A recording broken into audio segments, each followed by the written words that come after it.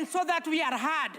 And I support on this, the only thing I've ever supported, and I'm supporting on a statement that is positive from the majority leader, that we must keep quiet so that the Kenyans can listen to us, so that we debate objectively. On to the point. Kenya, in the first place, is a developing nation. We are not yet developed. I'm hearing noise. Honorable Bensouda, I know you're a teacher, but for now, be the member for Homa Bay. Yes, I'm given 2 minutes. I want to be very fast. Now, honorable members, we know that, hold on with your point of order. We know that the country is a developing nation. And when we are developing, we must be progressive in any issue that we do. I also agree that we cannot run this country without making strategies on approach. And therefore, Honorable Speaker, after we have taxed nearly everything, there is no need of pretending of executing and implementing a 16% taxation. Honorable Speaker, I want to tell you that this government talked about creation of employment to our youths. It is a very clear statement that most of us do not have employment opportunities, and the industry that must be supported, one which has been proposed by the Kisii woman representative, is the boda boda. And boda boda sector requires fuel. That is just one. Even the honorable members who are... We have had you, honorable member for Githongori.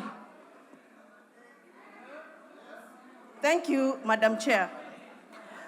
I rise to give my humble opinion on the issue of tax levy added on fuel, especially the VAT. Madam Speaker, we were in this House in 2018. No, it's okay. Those that are privileged to be here, you know from 2018 when we added tax on fuel, what happened to this economy. We are reaping from what we did. Madam Speaker, life is unbearable as we speak to our citizens of this republic. We cannot afford to add more levy on fuel because fuel is a catalyst of everything from production to marketing and to the welfare of the people. Madam Speaker, I want to be on record that right now our people are suffering and production, especially in our rural areas, is going to go to zero if we add tax on fuel. I therefore would want to say it very clearly here that if we want to revamp the economy of this country, adding tax on fuel is not the solution. The solution is empowering our farmers, our producers who normally produce crops that bring dollars into this country. We bring more dollars by selling more of our produce so that we can be able to subsidize on the government expenditure. And on that point, Madam Chair, I stand to refuse the addition of fuel levy tax on the... Thank you. Thank you. Member for Igamba-Ng'ombe. Thank you, Mr. Speaker. Madam Speaker, I stand here today. Kagombe, this is the big ng'ombe. You are the small ng'ombe still. You are out of order. Honorable Patrick, you are out of order. You have 2 minutes maximum. Madam Speaker, I stand here to support this amendment, this clause, Madam Speaker, because, Madam Speaker, listening at the hypocrisy that is in this House today. Because, Madam Speaker, we debated the budget in this House, Madam Speaker, I didn't hear the other side of the divide reject even a single clause of the budget.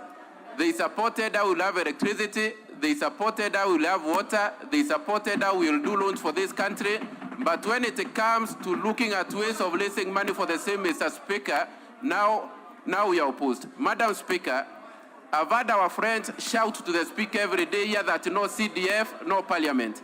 Every day they come here to shout no CDF, no parliament. There is no gain without pain. If we want CDF, then we must pay for it. If we want loans, like in my constituency, Madam Speaker, I have a number of loans that are stoned today, Madam Speaker, that I wish to continue. So, Madam Speaker, I support, and this is progressive. Thank you, Madam Speaker.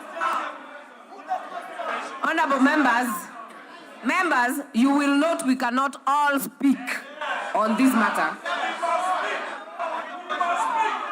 But before I put the question, I will give Mbunge wa Kilifi, then I will give Honorable Kalasinga, then I will give Honorable Bowen, and we will close.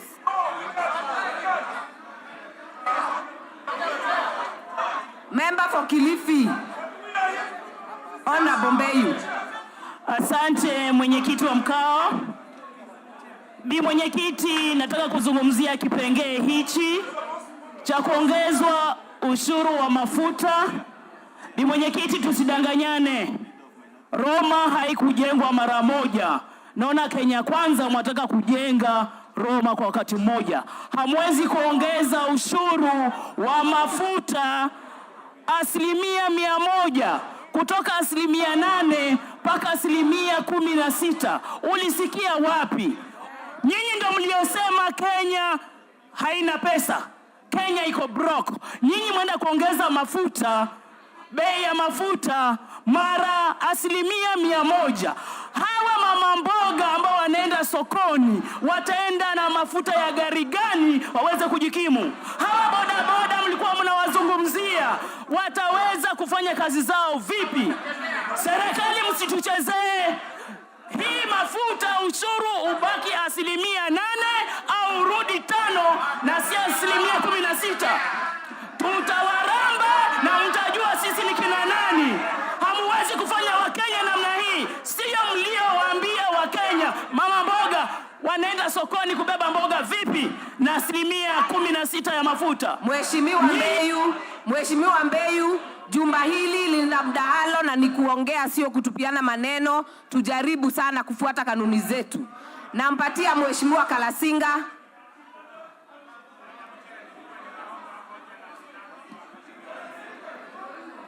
Oh, thank you very much.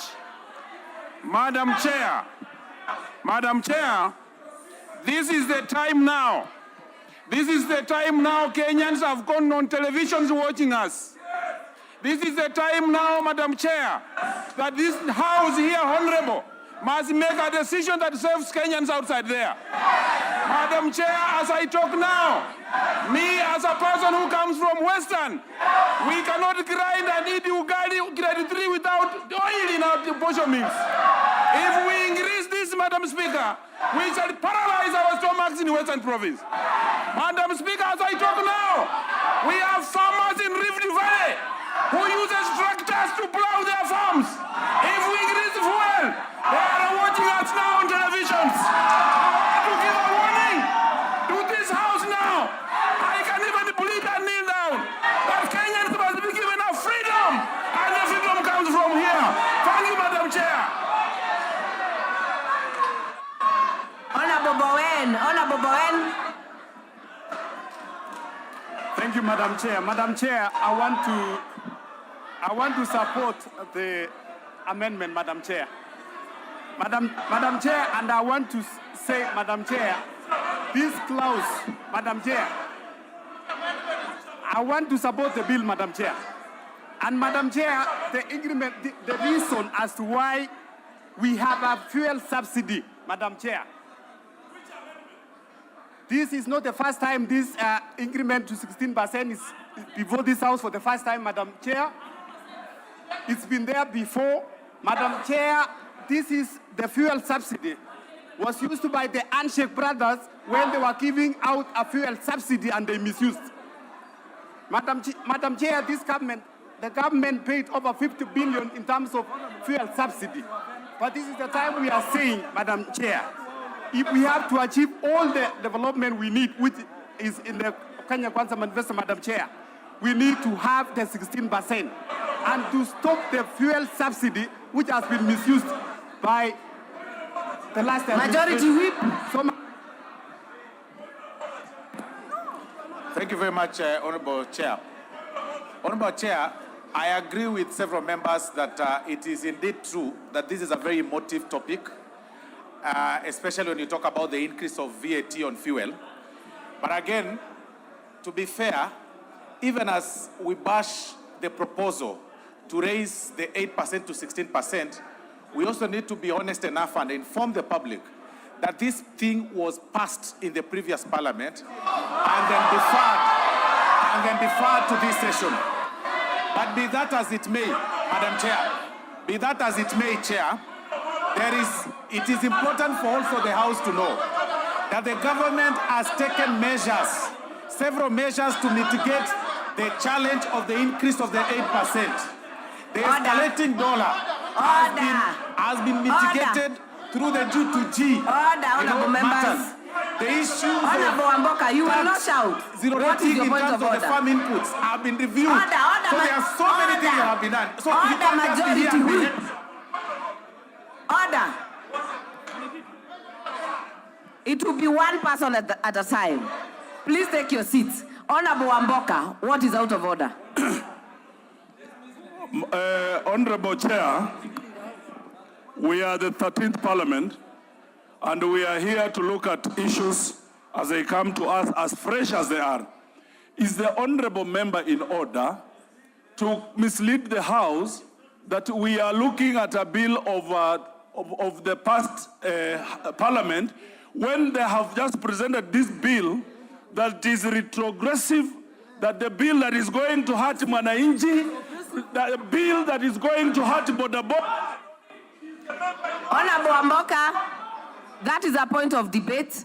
Majority Whip, finalize. Let me finalize by saying this. For clarity purposes, I'm talking about deferring. This issue was deferred from 2018 to this season. But be that as it may, Honorable Chair, hold on, Honorable Mbadi, be that as it may, the government has taken other mitigation measures to curb the challenge of the escalating. I mean, there are so many things. You guys want us to operate on subsidy. You guys want us to Other operate members, on if you're on your feet, I am not giving you. Member for nominated member, Badi, what is out of order? Madam Chair, we all know that this house is a house of records, and it is a house where we must be factual and truthful. When the majority whip misleads the whole country, and the whole country is watching, that the last parliament passed VAT on petroleum products at 16% and it was deferred, that is not correct. The last parliament, if he has forgotten, rejected the 16%. We only allowed 8% after the president's memorandum. There is no deferment, and Madam Speaker, Madam Chair. Order, member. Honorable Mbadi, you're debating. Member for Finance Committee. Thank you, Honorable Chair. And I know this issue has been extremely emotive. But I would like not to dwell in the politics, but look at this proposal from a finance perspective as we did. We have three types of VAT in this country. A product is either zero-rated, tax exempted, or vatable. So for the vatable supplies, whether goods or services, all of them are at 16%, apart from fuel, which is at 8%. So what does that do for that particular sector? There's something we call input VAT and output VAT. So for all the players in this particular fuel sector, they pay input tax at 16%. But once they sell that fuel to the market, they sell it at 8%. So when they go to claim their VAT, they are always on a credit position. Let me finish. What therefore means, what it means to be on credit position, what it means, we heard you. Give me a minute to finish my argument. What it means to be on a credit position is that it is taxpayers' money that has been paying the remaining 8%, and that is a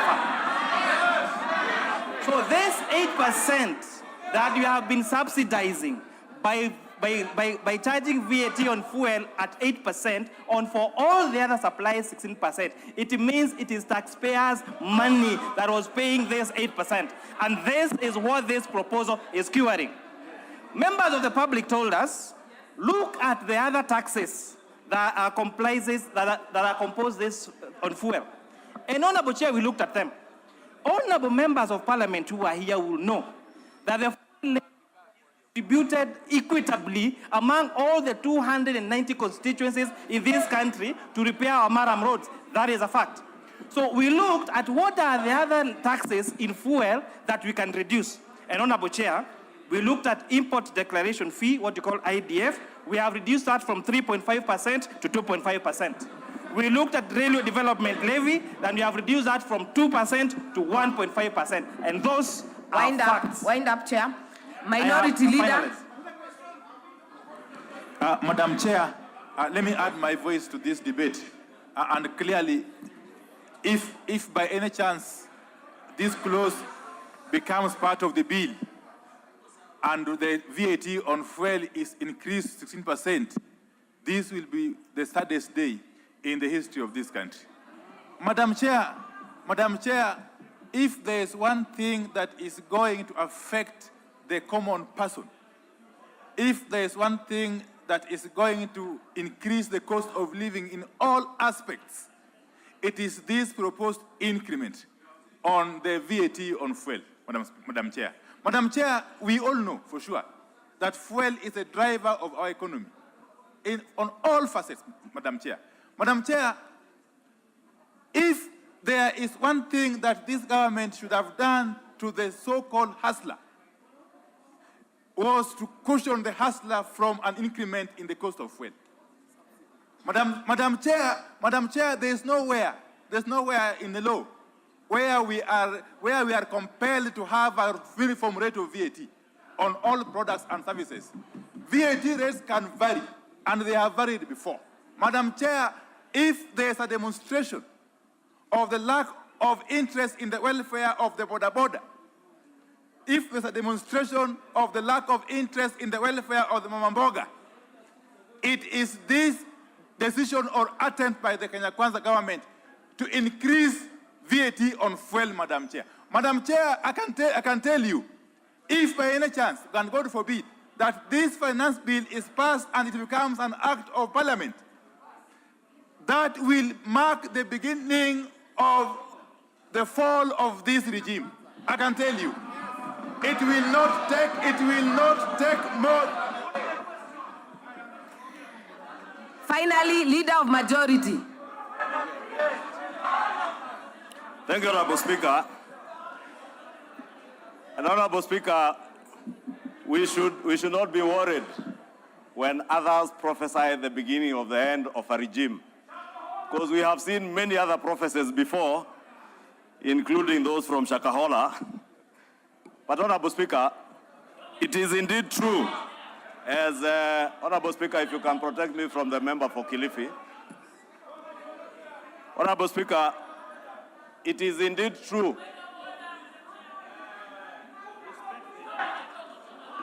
Honorable Speaker, if you can protect me from the member for Kilifi. Leader of Majority, wind up. Thank you, Honorable Speaker. Honorable Speaker was saying it is indeed true that a rise in VAT by 8% will occasion a rise in fuel prices, Honorable Speaker. But it must not be lost on us that without the G2G intervention on fuel prices, today, with the dollar trading at 140 shillings plus, the cost of fuel today without the necessary interventions done by this regime would be at a figure of about 210 plus shillings without the interventions that have been taken by government. True, Honorable Speaker, my second point. VAT, it is true what the Leader of Minority says. You can have varying rates of VAT, but it becomes problematic. Members are aware oil marketers in this country have taken advantage of the varying interest rates. The problem that we have with claims, VAT claims on input tax, is because of these varying interest rates. And that is a fact that you cannot dispute. 3, Honorable Speaker, our VAT rate at 16% in the region where our country is a market leader and the strongest economy in this region, VAT in Kenya, even at 16%, is still the lowest Uganda being at 18% on fuel. Our friends in Tanzania, Rwanda, also at 18%, Honorable Speaker. Therefore, Honorable Speaker, we did promise in the campaign that we will reduce taxes and reduction of taxes on fuel, Honorable Speaker. Members. It is true that there have been reductions on taxes on fuel. The chair has enumerated the railway development levy that has gone down. IDF has gone down. And those are taxes and levies on fuel, just as President William Ruto promised during the presidential debate, Honorable Speaker. Honorable Junet, what is out of order? Chair, Madam Chair, is it in order that this is a House of Records and procedure and everything? Is it in order for the majority leader to mislead the House that fuel, the rate of VAT, your fuel in Uganda and Tanzania is higher than Kenya, when he knows very well that fuel is cheaper in Uganda and Tanzania by far, Madam Chair. By far, Madam Chair. When he knows. Majority Leader. Honorable Speaker, you know I have tremendous respect for my friend and my brother, Honorable Junet. And that is why I endeavor to protect him, for people not to shout at him when he's speaking, because he has very good points. And indeed it is true. Fuel could be cheaper in Uganda and Tanzania. But look at the interventions there that include subsidies, the same subsidies that this government did away with at the beginning of this regime. Those subsidies, Honorable Speaker, if you can protect me from John Buddy. Honorable Speaker, and I don't know, Honorable Speaker, protect me from John Buddy, who is up on his feet. Order, members. Majority Leader. Thank you for your protection, Madam Speaker. I was saying, Honorable Speaker, the subsidies, and this is a truth that we must speak to our people. The subsidies that were in fuel before this regime came to power were costing taxpayers a whopping 16 billion shillings in a month. The level of debt we are talking about today is because of these subsidies, Honorable Speaker. Therefore, if we speak about what we have saved the people of Kenya, count the 16 billion shillings that we have saved hustlers from paying every month. Count the railway development levy. Majority Leader, your time is up. I now put the question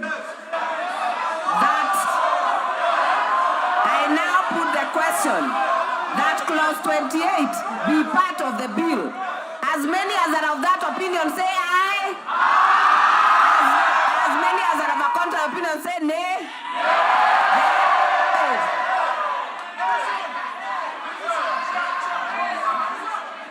Yes. We have ascertained we have the numbers for a division raised by the minority side. We will ring the bell for 10 minutes.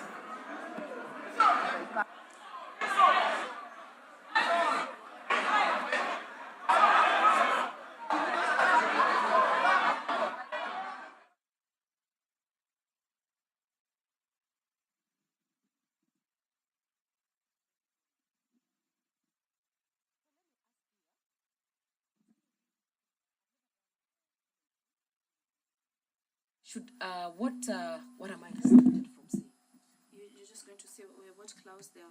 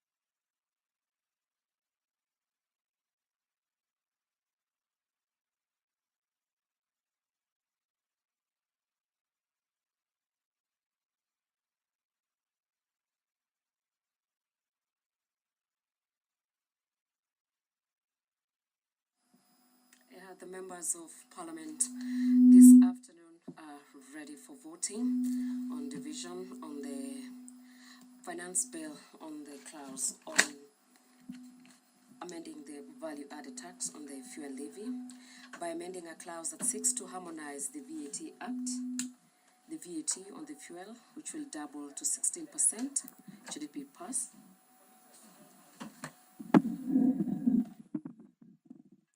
Where VAT on fuel was reduced to 8% to give a reprieve for Kenyans in 2018. The bill that was brought by the Finance National Planning Committee seeks to reverse a decision made in 2018, where the VAT on fuel was reduced to 8% to give reprieve to Kenyans. Petroleum products are one of the most taxed commodities in the country, with 9 levies, including road maintenance levy, the excise duty, petroleum development levy, petroleum regulatory, railway development rates, anti-adulteration levy, the merchant shipping levy, and the contested VAP. The members of Parliament this afternoon, while amending the clauses, debated with the majority of members of Parliament supporting and some disputing the bill.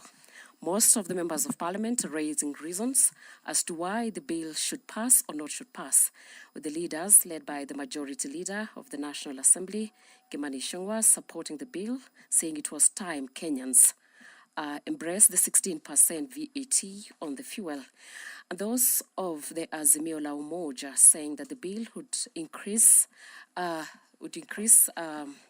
cost of living in the country. The bill says that Section 5 of the Value-Added Tax 2018 is amended in subsection 2 by deleting paragraph A and by deleting paragraph 2AB. The Section 8 of the Value-Added Tax Act 2013 is amended in subsection 2 by deleting the words "not a registered person" and substituting therefore the words "a registered or unregistered persons." So currently the members of Parliament are preparing to vote, with the chairperson having given them 10 minutes ahead of the voting. Members of Parliament, led by those of the majority and minority parties, supported their bills, and some opposing the bill, saying that the bill would cost Kenyans high cost of living. Some, led by the Member of Parliament for Likoni, saying that the bill would let cost of transportation for the border riders, the mama mbogas, and Kenyans at large, as they experience high cost of living, with the Majority Leader, Kimani Ichung'wah, saying that the bill, as currently, needs 16% to be added, since other countries of East Africa, led by Uganda and Tanzania, had already seen the bill getting to 18%. By amending a clause that this seeks to harmonize the VAT Act, the VAT on fuel will have to double to 16%, meaning that the price of fuel in the country will go up by more than 13 shillings a litre based on the current prices. And one of the reasons, according to them, is that the reasons the government is moving to remove the 8% could also mean to harmonize the VAT Act, which has 2 clusters, the 0 rates and the 16%.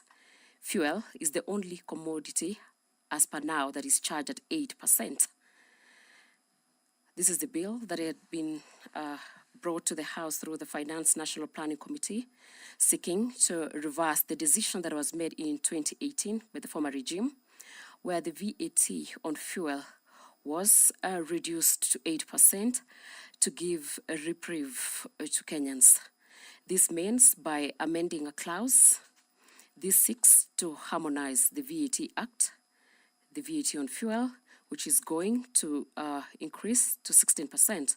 Petroleum products are one of the most taxed commodities in country, with a total of 9 levies, including those of road maintenance levy, excise tax, petroleum development levy, petroleum regulatory levy, the railway development levy rates, anti-adulteration levy, merchant shipping levy, and the contested VAT. On the screens, you can see members of parliament from across the political divide, consulting and with Sergeant at Arms, are ready for the voting, which is expected to take place in maybe less than 4 minutes. As the chairperson said, already given 10 minutes for the members to prepare ahead of the vote. Remember, today members of parliament, through the leader of majority, was seeking for more time to sit and to discuss the Finance Bill 2022-2023, with sittings extended from today this afternoon to 12:45. Honorable Oudo, take your seat. Caleb Amisi, take your seat. Honorable Tindi Mwale, take your seat. Member Honorable Benzimba, take your seat. Other members, Honorable Manduku, take your seat. Honorable Gashagwa, take your seat. Honorable Amboka, take your seat. Other members, Ward Chief, take your seat. Member for Game, take your seat. Other members, honorable members, I wish to remind you about decorum during division. Standing orders number 76, part 4. During division, members shall maintain order in the House and shall be in their designated seats and must remain seated until the result is announced. Now, can the Sergeant at Arms close the door, draw the bars?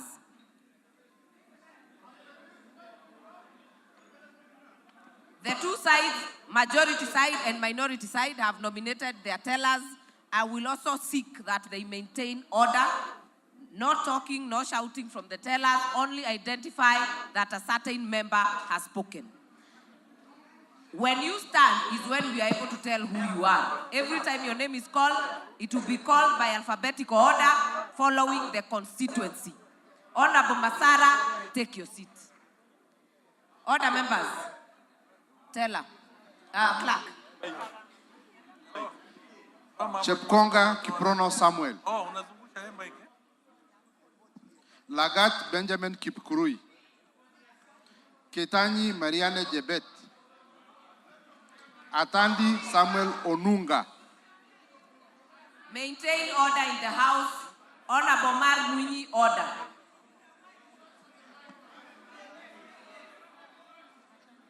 Atandi Samuel Onunga. Get him the microphone. Owino John Walter.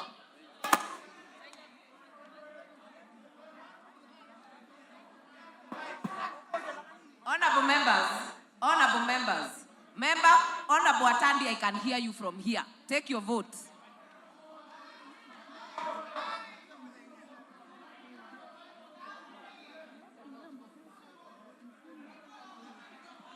Owino John Walter. Mrembo Irene Joki. Shurie Abdi Omar. Sergon Florence Jamatia. Honorable Didmas, order. Take your seat. Sergon Florence Jamatia. Kandie Joshua Chepiegon. Kipkoros Joseph Makilap. Cameron Charles. Koyesh Nelson. 40 years. Innocent Obiri. Barongo Obadia. Momanyi Innocent Obiri.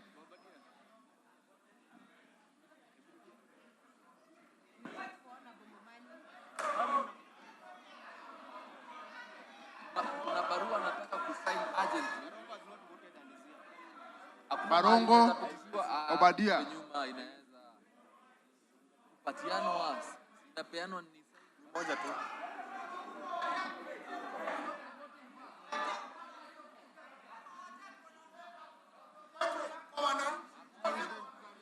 Momanyi Innocent Obiri.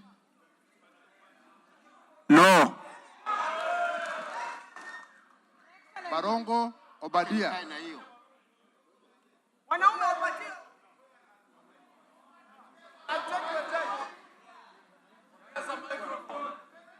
I'm voting no. Alpha Miruka Ondieki.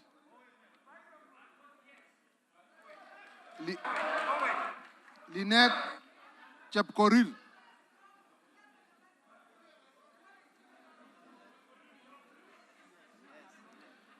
Kilel Richard Cheriot. Yegon Richard Kipkemoy. Mamwacha Onjoke Charles.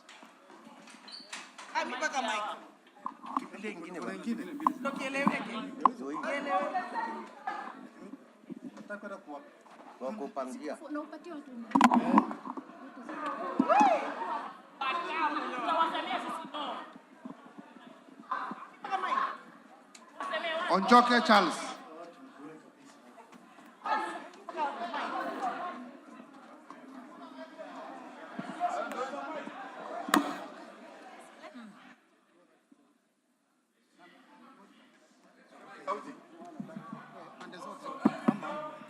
No. Ogola Gideon Ochanda.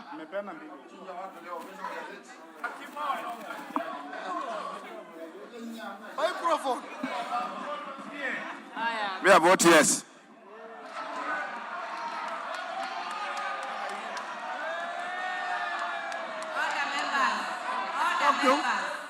Order members.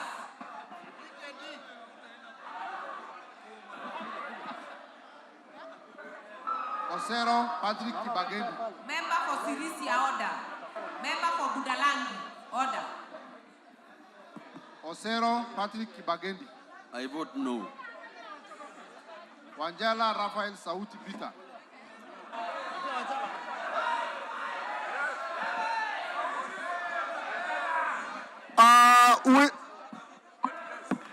We want the names of those voting for no or yes to appear tomorrow in the newspapers. I vote no.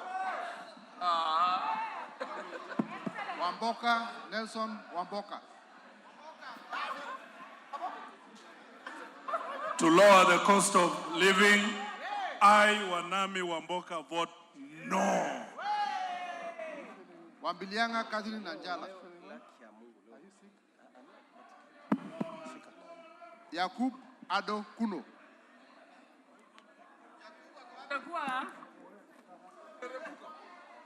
Komingoi Kibet Kirui. Komingoi Kibet Kirui.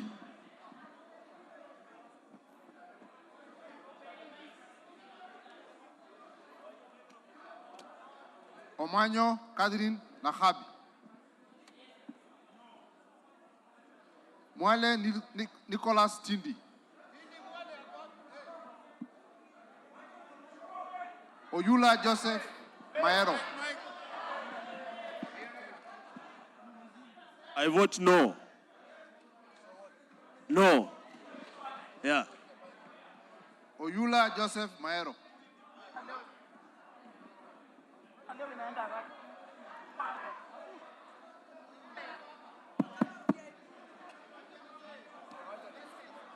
I vote no.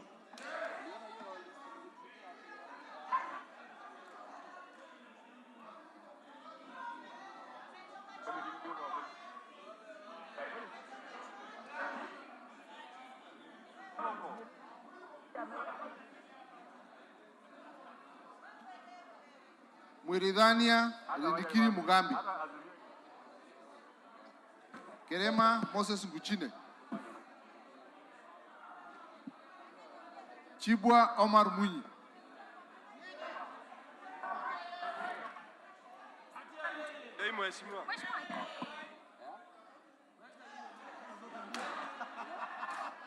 Mheshimiwa mwenyekiti wa kikao hichi, I want to shame the devil. I'm voting no. I'm voting no for the benefit of doubt of those who didn't hear me. And I'm urging everybody.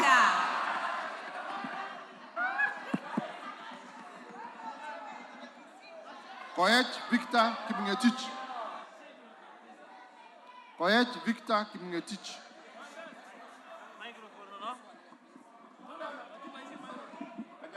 For better roads in my constituency, Chepalungu, I vote yes.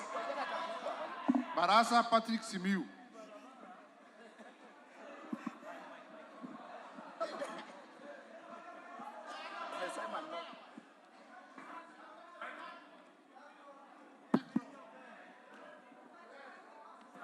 I vote no. Biengo Paul Kibichi.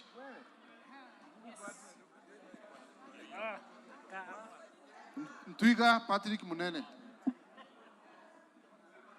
Maalim Farah.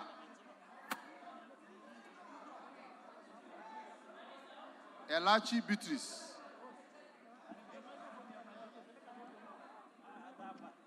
I vote no. Waweru John Kiari.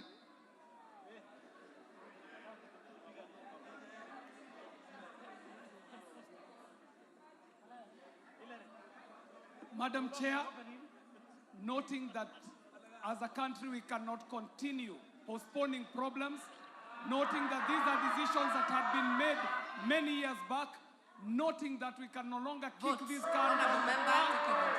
Madam Speaker, I vote an affirmative yes. Sirima Musa. Order members, the standing orders are very clear. You rise in your place and you either vote yes, no, or abstain.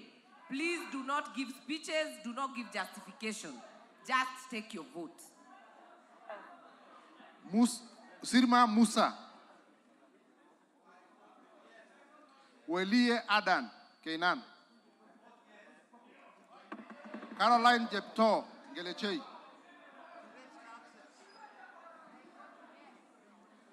Gadiru Benjamin. Ongili Babu Owino.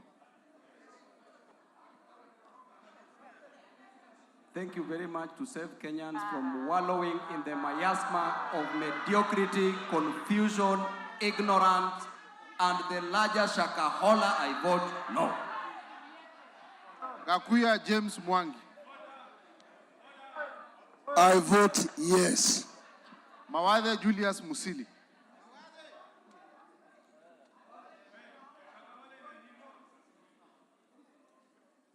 Kwa huu msaada ambao unaongeza bei ya mafuta na petroli double, napiga la. Mwenje Mark Samuel.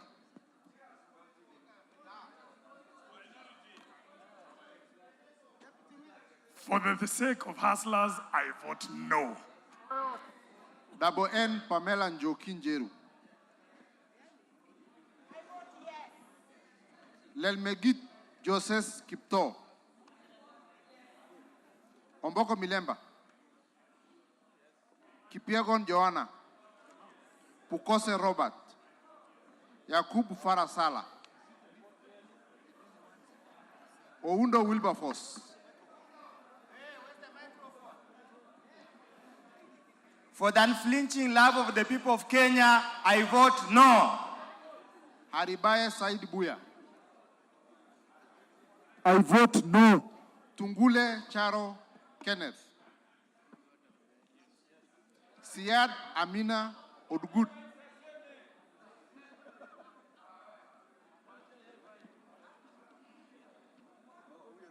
Baro Deko Mohammed. Guyo Ali Wario. Muriu Wakili Edward. Karuria Elijah Njore.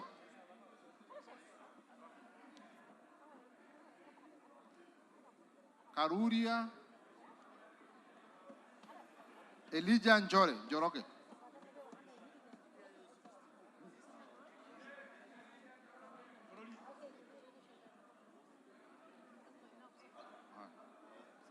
Kagombe Gabriel.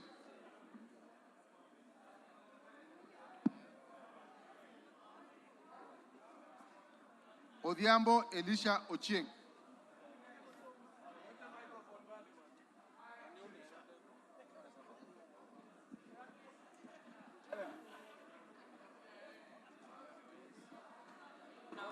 I vote yes.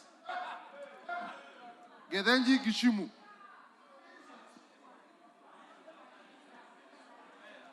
Wanjera Mada Wangare. Wamushomba Gadoni.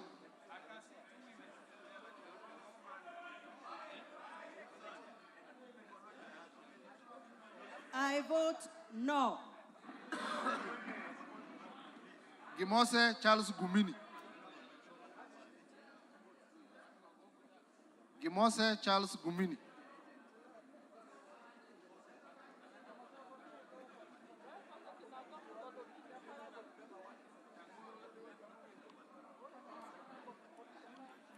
Osogo Bensuda Joyce.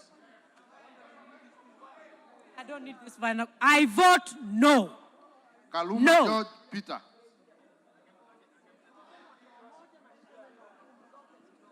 I vote no. Karido Kili Daniel. Wandai umesikia? Ntoinaiba Julius Ntaituma. Mwiriki John Paul. Abdi Ali.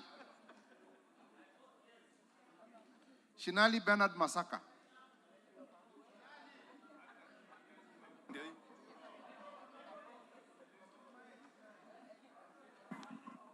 No. Bonaya Mumina Golo. Lomwa Joseph Samal. Yes. Lomwa Joseph Samal. Tubi Bidu Mohammed. I vote no. Badi Twalip.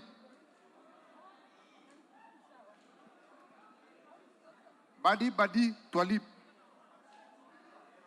Dongo George Koimburi. I vote yes.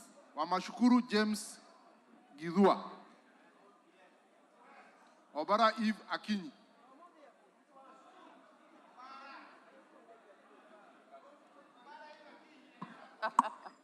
I vote no. Kalasinga Joseph Simiu Wekesa Majimbo. For the sake of Mukuyuni, Chwele Nalondo and Luya, I vote no. Titus Lote.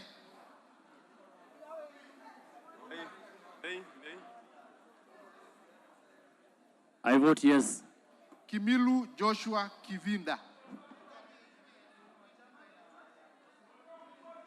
Sankaire Lea Sopiato.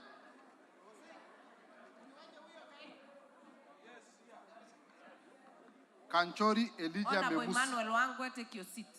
It's division, take your seat.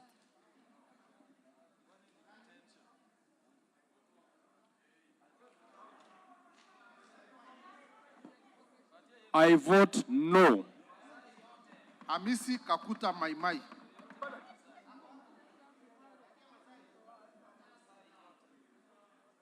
For my great people of Kajiado East constituency, I vote no. Nguro Onesimus Ngogoyo.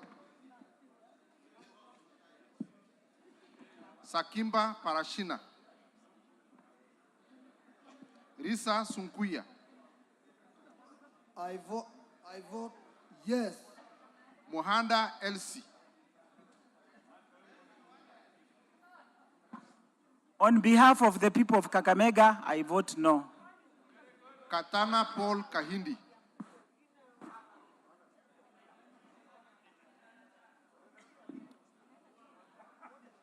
Haraka. Kwa niaba Mheshimiwa, tunakusikia. Kwa niaba ya bodaboda na mama mboga kuongezewa ushuru wa mafuta, nasema la. Hassan Abdi Yusuf.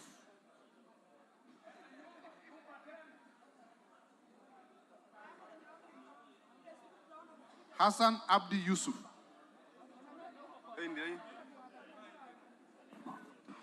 Yes. Jogona Chege.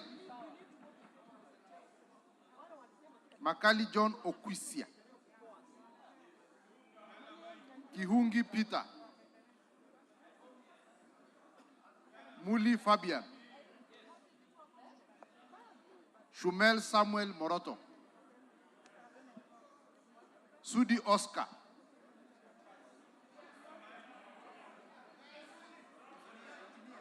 Okwome Andrew Adipo.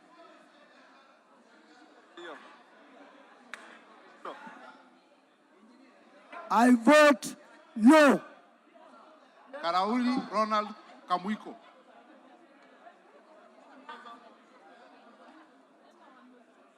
Were Charles Ongondo.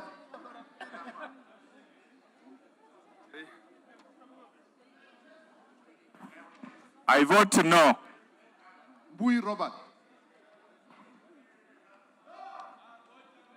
Korir Adams Kipsaina. Kipkoech Gideon Kimayu.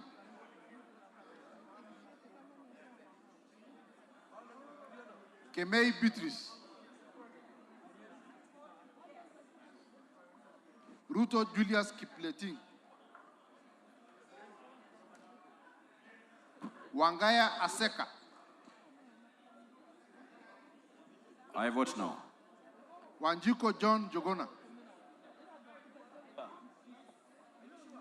Waidhaka John Machua. Murade Ann Wanjiko.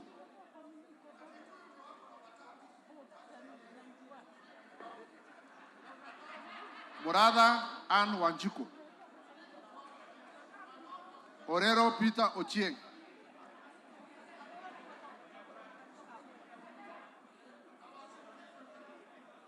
Balu Jessica. I vote no. Mutuse Mwengi. Wanaina Njoroge. Munyororo Joseph.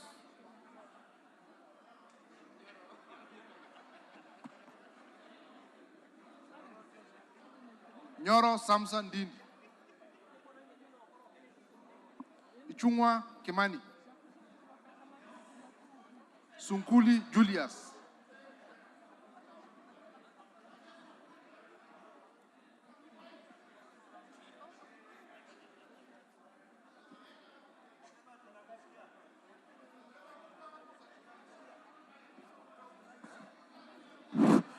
I vote no.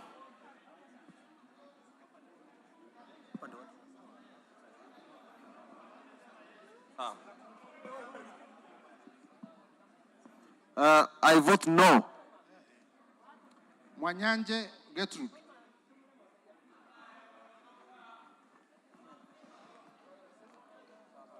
Mbeyu Mwanyanje kwa mswada wa kuongeza ushuru wa mafuta kutoka 8 mpaka 16.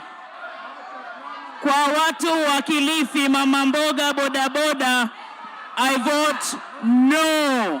I vote no. Chair, I vote no.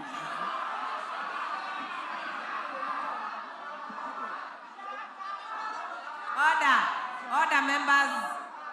Order, members. Baya Owen.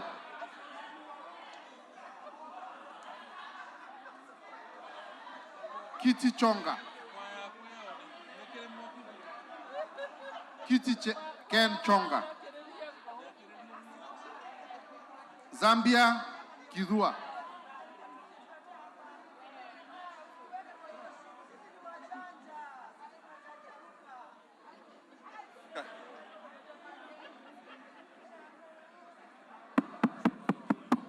Of course, no. Mutua Didmas Baraza. Bisau Kakai.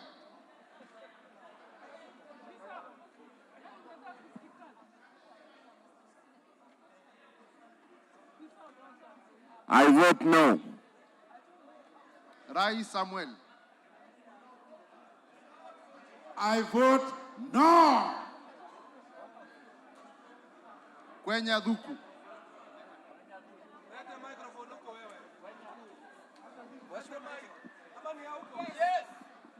I vote yes.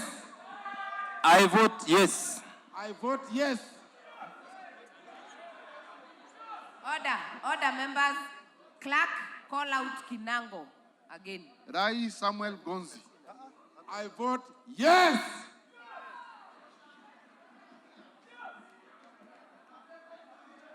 Muhia Wanjiko. Shororot Joseph Kimtai. Kosgei Hillary. To save the country from the deaths of Uhuru and Raila, I vote yes. Maina Jane Jerry. Maina Jane Jerry. Gitari Joseph Gashoki.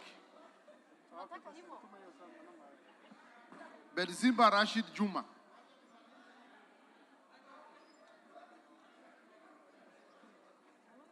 On behalf of Kisauni constituency, I vote no. Aburi Donya Doris.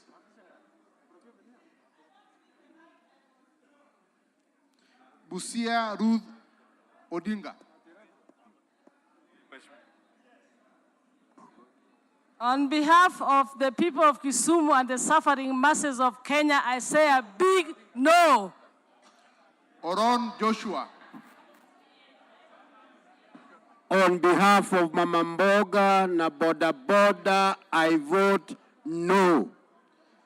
Ahmed Shakil Ahmed Shabir.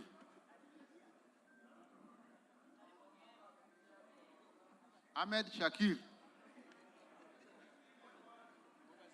Buyu Rosa Akin.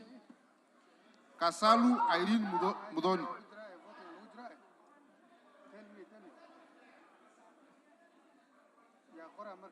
On behalf of people of Kitui, I vote no. Mulu Makali. Yeah, Kitui Central votes no. Bai Nimrod Mbiduka.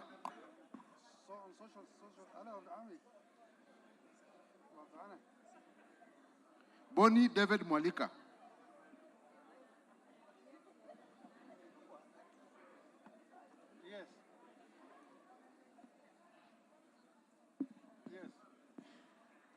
On behalf of Kitui rural people, I vote no. Nyamai Rachel.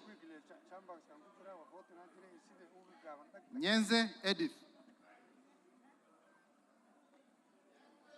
On behalf of people of Kitui West and the suffering Kenyans, I vote no. Mokaya Nyakundi. Kibagendi Anthony.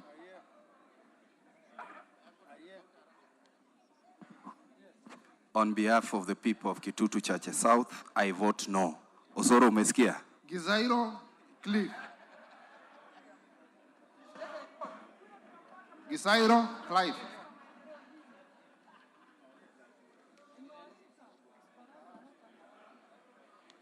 Yegon Brighton.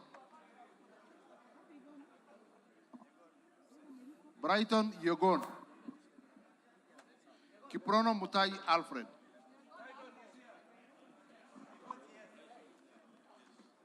Kiprono Mutai Alfred.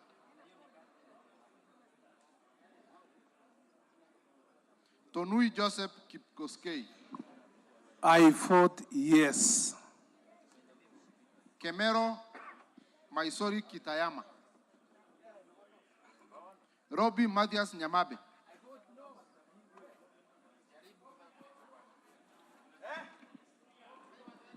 I vote yes. Masito Fatuma. On behalf of the people of Kwale, I vote no. Thank you. Wanyonyi Ferdinand.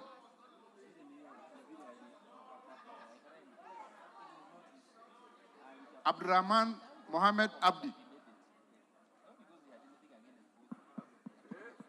Mohammed Abdikadir Hussein. Kagiri Jane Wangesh. Kiunjuri Festus Mwangi. Korere Sara Paulata.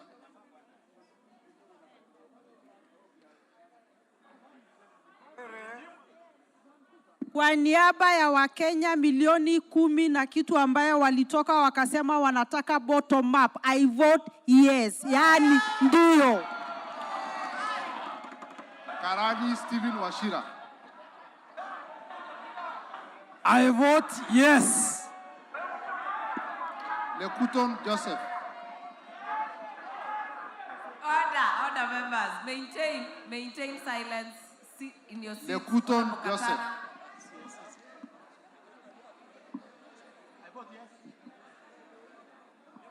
I vote yes. Amesikia, ameona. Marubu Monica Mudhoni. Obo Rueda Mohammed. Mairuri Mudama Stanley. I vote yes. Jose Felix Odiwor. Kahangara Joseph Mboro.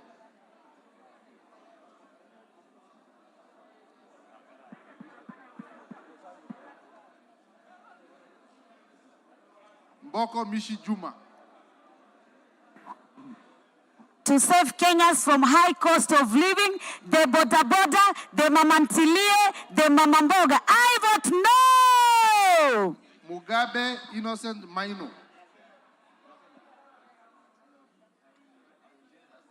Chege John Kiragu. I vote yes. Akuja Protas.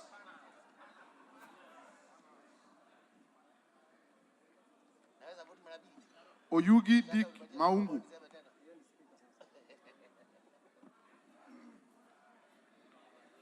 Nabi Nabuera. I vote no.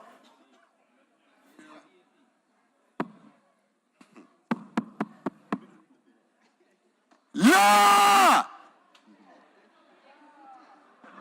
Chiforomondo Mangale.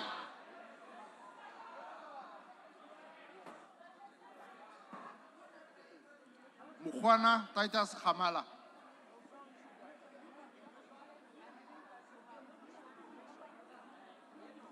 Biuki Kareke.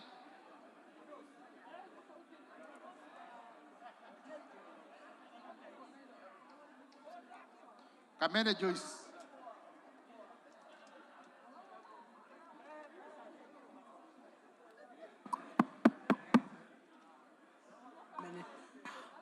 On behalf of the citizens of Kenya who cannot make ends meet, those that are suffering and those that are oppressed, I vote no! Mule Caleb Mutiso. I vote yes. Kombe Harrison Garama.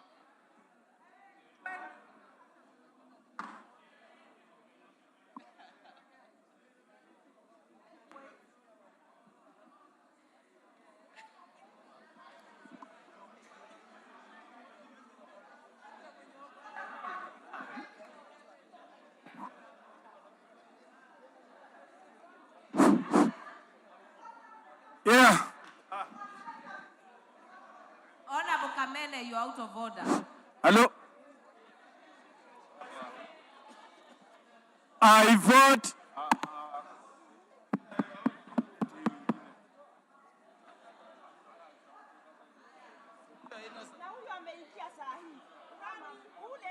Yeah. I vote no for the masses. Omwera George Aladwa.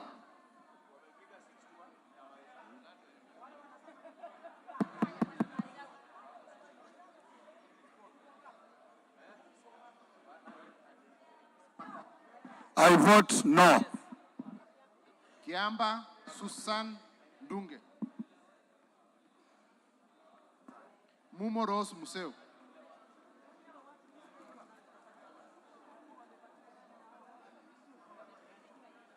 Asante. Hii ni mimba tunaweka wa Kenya tukitumia style mbaya. Makueni wamesema no, I vote no. Injendi Moses Malulu.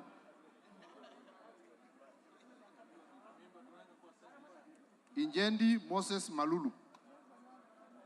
Nyazi Amina Laura. Kwa niaba ya watu wa Malindi nasema la, na la yangu ni ya sasa mpaka kesho kwa Mungu tunakwenda kuwashtaki. Abdullahi Bashir Sheikh.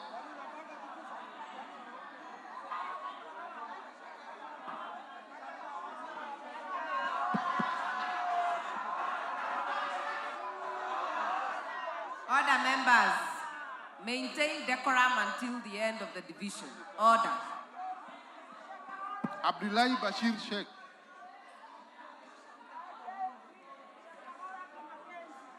Sheikh Umul Kher Kasim. Abdurrahman Hussein Wetan Mohammed.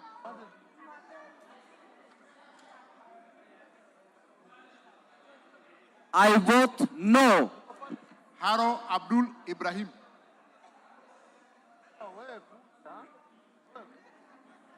Yusuf Adan Haji.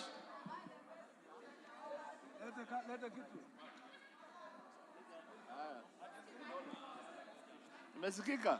Yes, yes, yes, yes, yes. Mukunji George Gitonga. Njoroge Mere wa Maua. Bowen David Kangogo. Toroitich Timothy Kipchumba. Wago Naomi Jilo.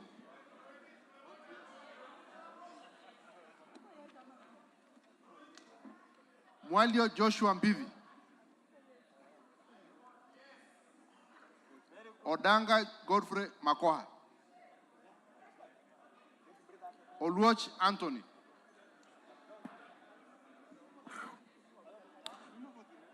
Woe unto you, you who step and stumble on the graves and suffering of the people of Kenya. Ole wenyu nyinyi tangatanga. Order, member for Ole wenyu. Ole wenyu serikali ya Kenya kwanza. Na kwa niaba ya watu wa Order. Member for Mathare, I will rule your vote invalid. Take your vote. I, Anthony Tom Oluoch, mjumbe wa Mathare, ninasema la!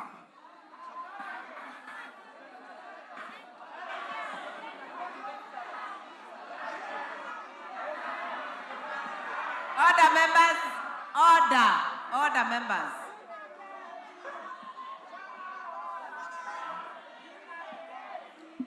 Gichuki Edwin Mugo. Kahungu Eric Mwangi. Tandasa Kasim Sawa. Nabulindo Peter.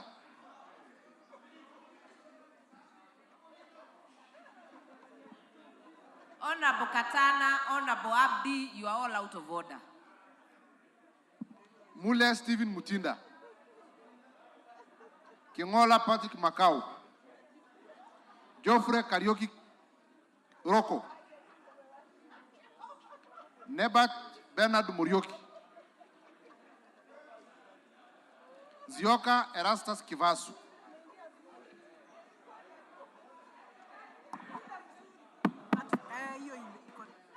Ingine haina sauti kama hii. On behalf of my great people of Boni constituency and the Kenyan hustlers, I say no. Kailemia Elizabeth Karambu. Mohamed Fatuma Sinabu. Sorry. Kipngor Ruben Kiborek. Barto Phyllis.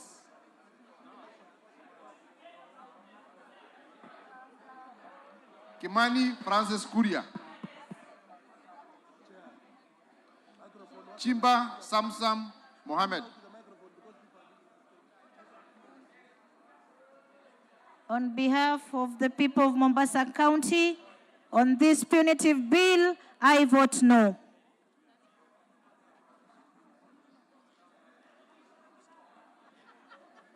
Kirua Abraham.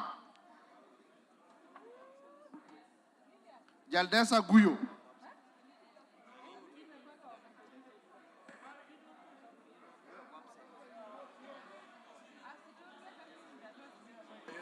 Jaldesa, no.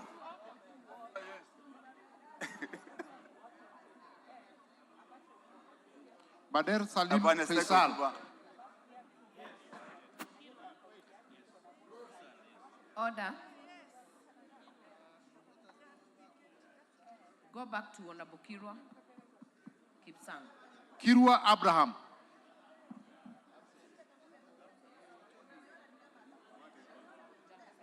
Chesebe Fred Kapundi.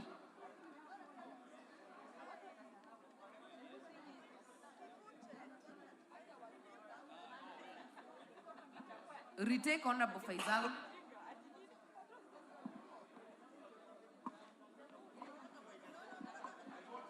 James Onyango Koyo.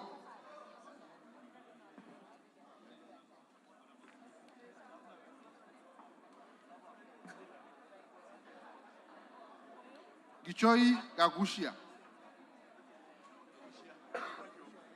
Salasa Peter. Nataka kunitusi hapa ati nimepandisha mafuta. I vote no no no, Kenya mnione nimevote no no no no no.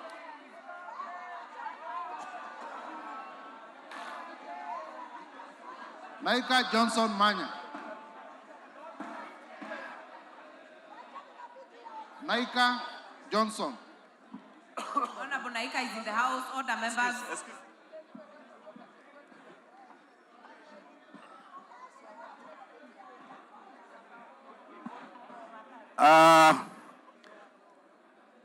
Fuel tax from 8 to 16, Mumias West and the entire Wangaland. I say no. Endovile adage. Order. We got your vote. Nimesema no. Nimesema no. Machele Mohammed. I vote no.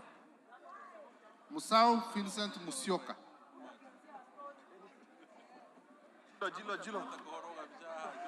Musau Vincent Musioka. Yes. Shake Peter Mbogo. Maingi Mary. Muliungi Gideon Mutemi.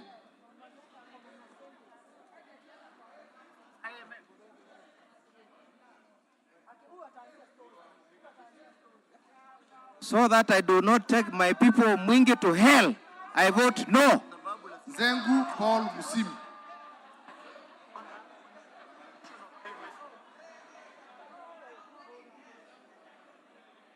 Haya basi, kwa niaba ya watu wa Mwingi North napiga la.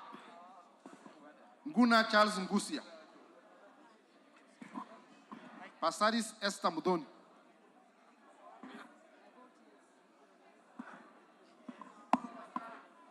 There comes a time.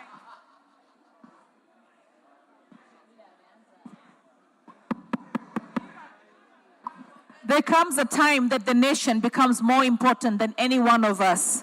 For the dignity, peace, stability, and prosperity of the country of Kenya, I vote yes.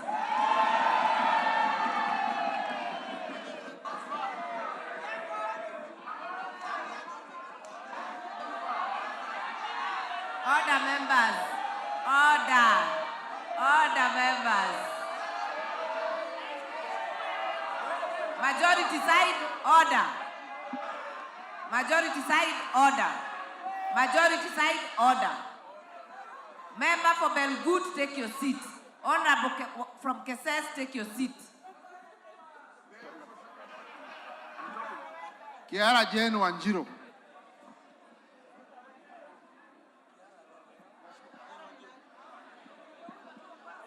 Hatuwezi endelea kuchimba chimba ya madeni na piga ndio.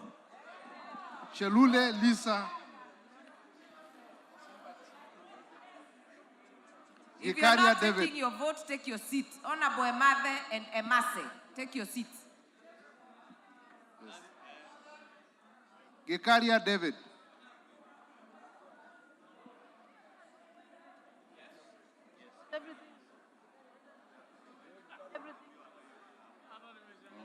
Arama Samuel.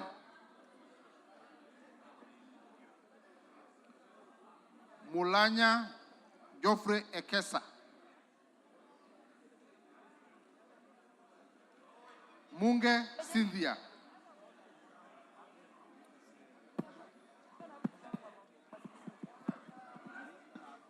Kitur Bernard.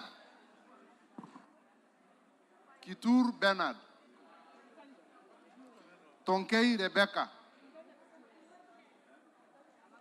Aramat Lemanken. Parejo Agnes.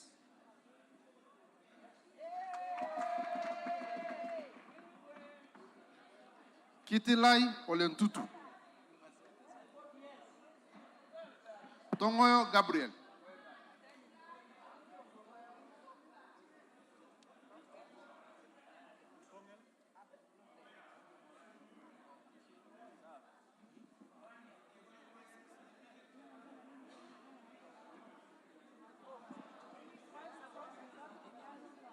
Tongoyo Gabriel.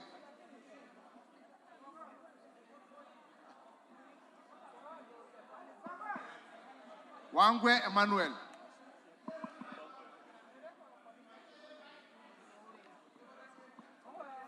Honorable Kiplagat, take your seat. I vote no. Gashagwa George. I vote yes. Owino Martin.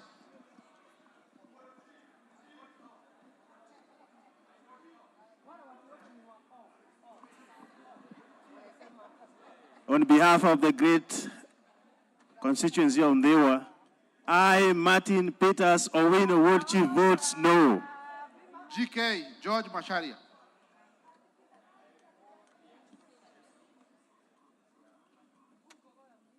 Chepkon Charity Gadambi.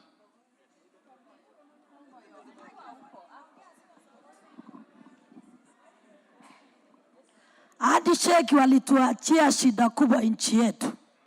Kuokoa nchi yetu, napiga yes ya nguvu zaidi. Guyo Wario.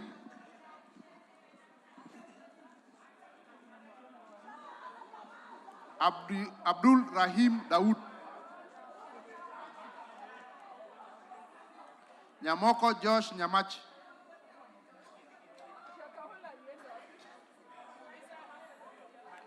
Owor Joshua Aduma.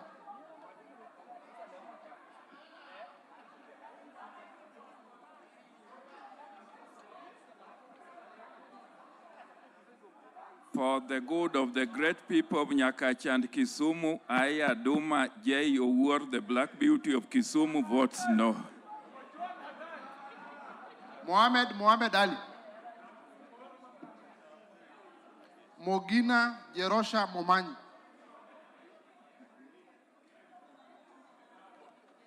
Getawa Faith Wairimu. Odoyo Okelo Jared.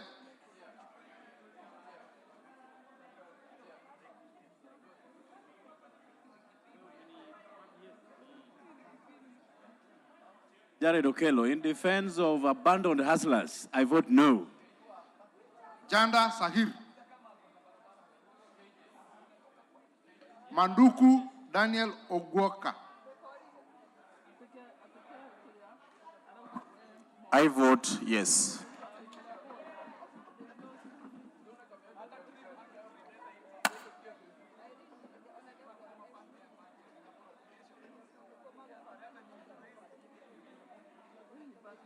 Odege Tom Boya. On behalf of the poor workers of this country and the great people of Nyatike, I vote no. Washira Rahab Mukami. Madenge Duncan. Mushira Michael. I vote yes. Kiaraho David. Wanaina Michael. Wambogo.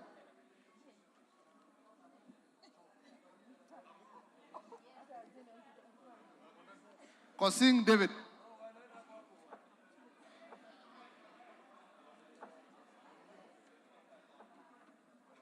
I vote no. Mupe Anthony Kenga. Gogo Lilian Achieng.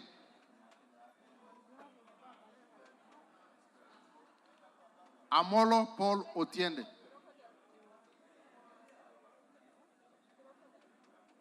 To increasing the cost of fuel and the cost of gas, and on behalf of the great people of Rarieda, I vote no.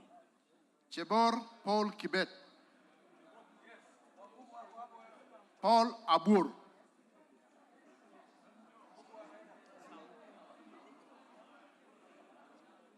Paul Abur. Mwafrika Agustin. Francis Kajuang Tom Joseph. Kingara Simon. Karemba Eric. Lugova Sloya. Yes. Luyai Caleb. I vote no. Raso Dido. Lenguris Pauline.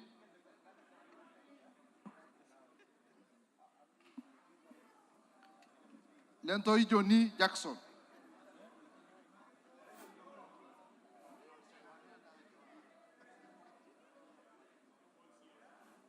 Letipla Dominic.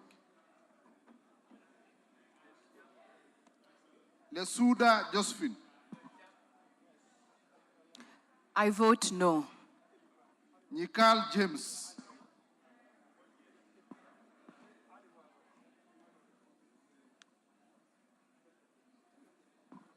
On behalf of the people of Seme and for the people of Kenya, I vote no.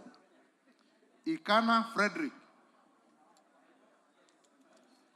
Oduor Christine.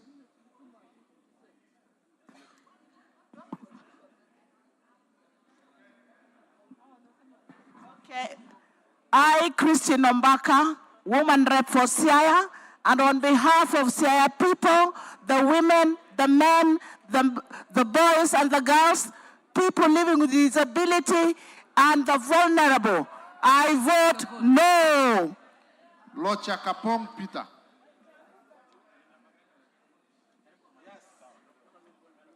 Kemei Justice. Koi John Waluke.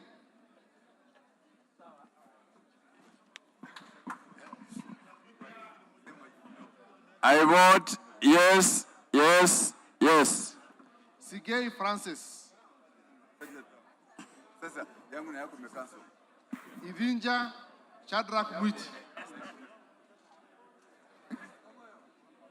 Onyengo Silvanas. Kiplagat David. I vote yes. Maina Amos.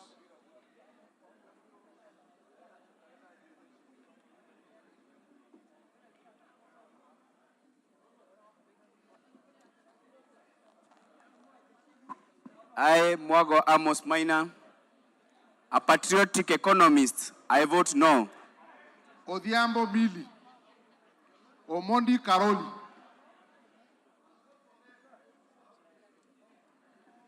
Gashobe Samuel.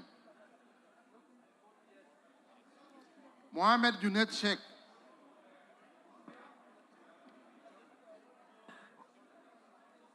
Chair, I vote no, but I want to share with the House that in my constituency now, a restaurant has been opened called Wamushomba Restaurant.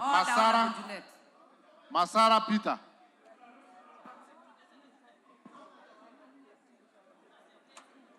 Masara Peter.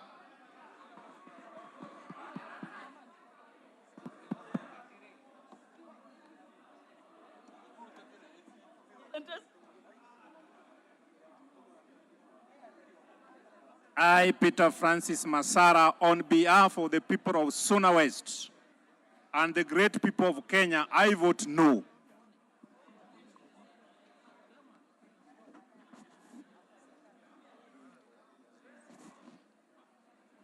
Mzigi Lydia Haika.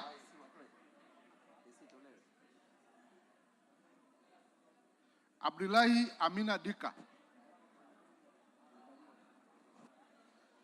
Bare Hussein Abdi,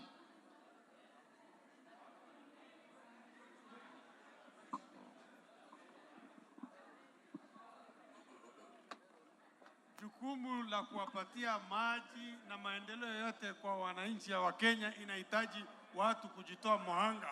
Take your Kwa vote, hivyo honorable nasema member. yes. Bwire John Okano,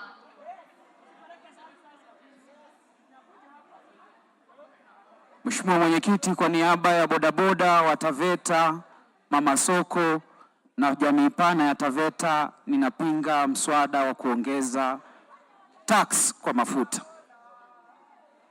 Nasema no. Kaunya, Otucho Mary,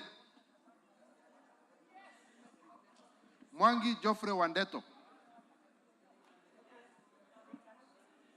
Murugara George, Nduyo Susan Ngugi,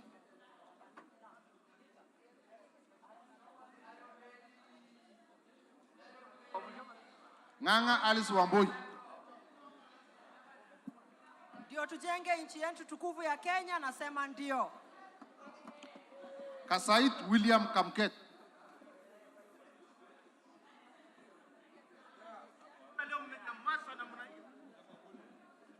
Aburi Lawrence Mboro, Mutunga John Kanyuithia, Kipbiwot Julius Meli,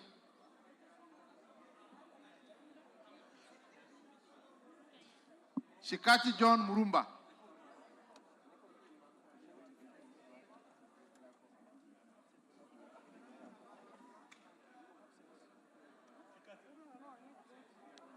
Shikati John Murumba,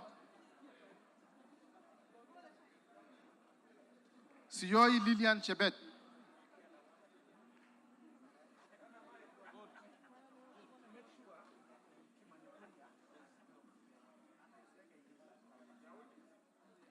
Kwa niaba ya Wakenya ambao wanalipa taxes ya pesa zile ambazo ziliporwa, ninapiga ndio ili tuweze kujitegemea kama nchi. Sitienei Janet Kemboi,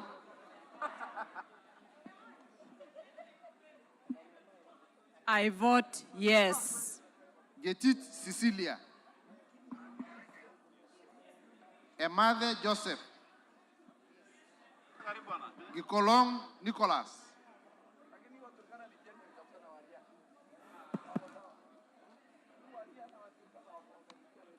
Gikolong Nicholas, Nabuin Paul,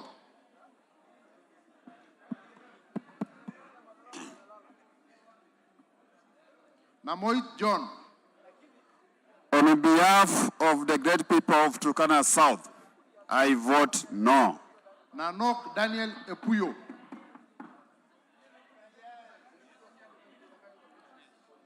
Gladys Bos, Ochieng David,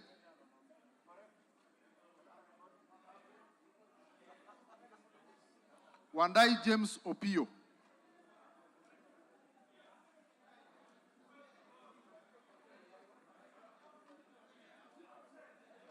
Yeah, I vote no.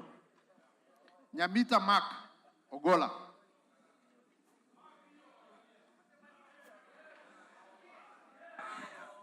I vote yes.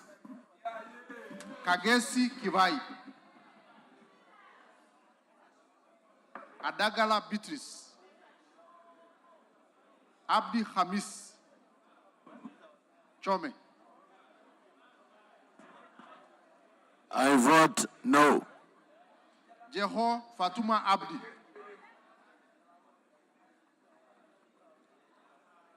Mohammed Aden Daudi,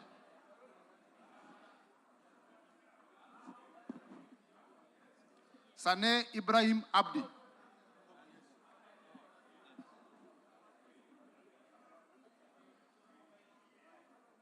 Sane Ibrahim Abdi, Ado Mohammed Aden, Farah Yusuf Mohammed,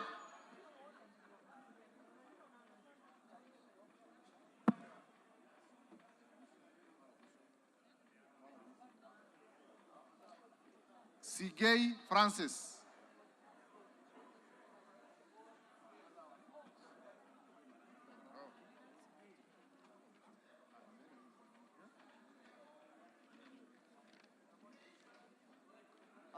Order members. We are at Webuye East. Wanyonyi Martin Pepela. Sitati Daniel Wanyama.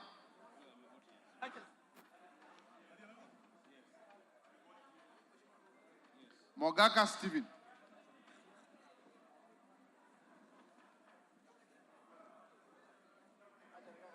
Kasiwai Rael Chepkemoi. Mogaka Stephen. Order members. Clerk, repeat for West Mugirango. Mogaka Stephen. Mogaka. Yes. Uziweke tatu hizo. Kasiwai Rael Chepkemoi.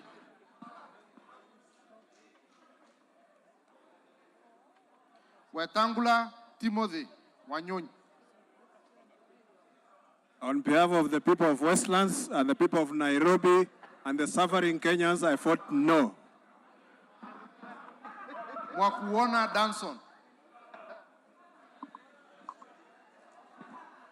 Mimi Danson Mwashako, mjumbe wa Undanyi, kwa niaba ya watu wangu na Wakenya wanaotaabika, napiga no. Basil Robert Ngui.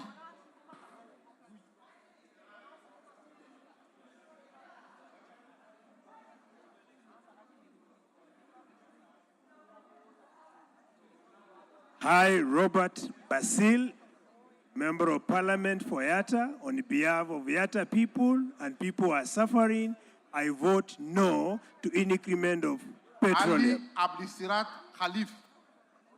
I vote yes. Shege Sabina. Dina Joseph Hamisi.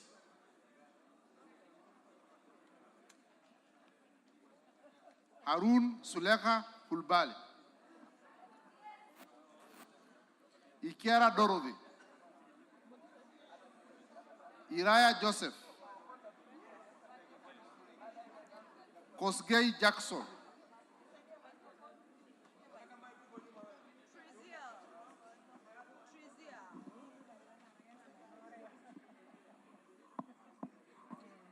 I vote yes.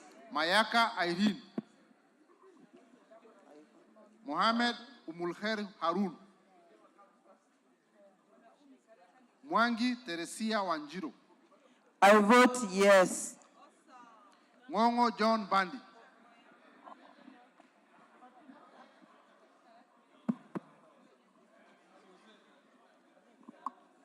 Yes, on behalf of the Suba community. Order member. Hey. Say yes. I have not voted. Okay. On behalf of the Suba community, both Suba North, whose MP is suspended, and Suba South, whose MP has disappeared and abandoned the constituents, I vote no.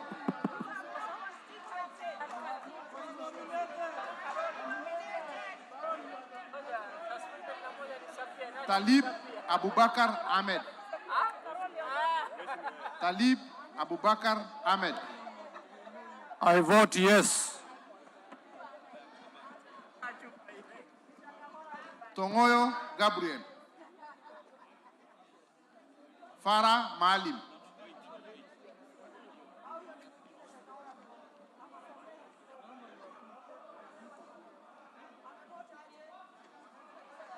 Are you hearing me? Order members, let me explain. There are some members who are in the washroom. Honorable Farah, Honorable Tongoyo, and Honorable Wainaina from Udaya. The three will take their votes.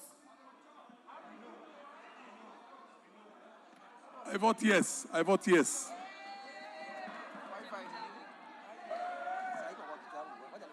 Order members, Narok West, you have taken your vote.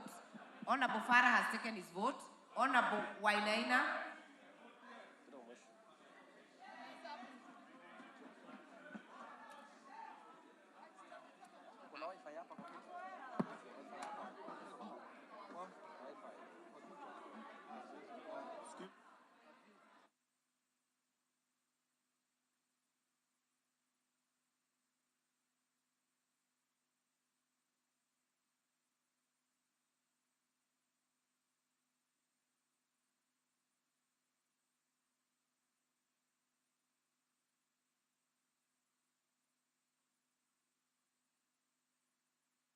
Wainaina Michael.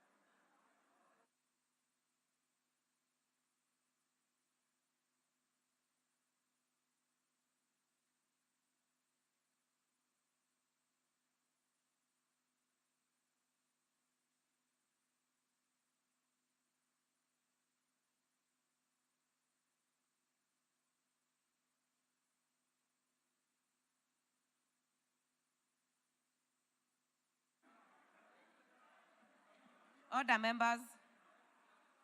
Order, members. We have the results on the division that clause 28 be part of the bill. A total of 272 members took their votes. The ayes, 184. The nays, 88. Therefore, the ayes have it. Order, members. I order that the bar be drawn and the doors be opened.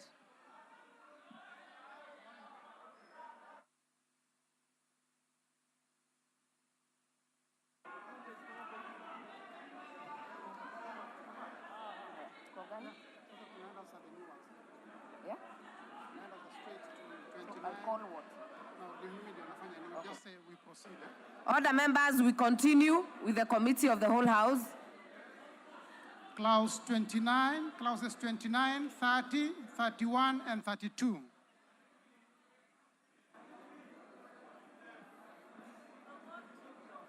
I propose that the following clauses 29, 30, 31, and 32 be part of the bill. I now put the question that clauses 29, 30, 31, and 32 be part of the bill. Will as many as are of that opinion say aye? Aye. Will as many as are of a contrary opinion say nay? The ayes have it.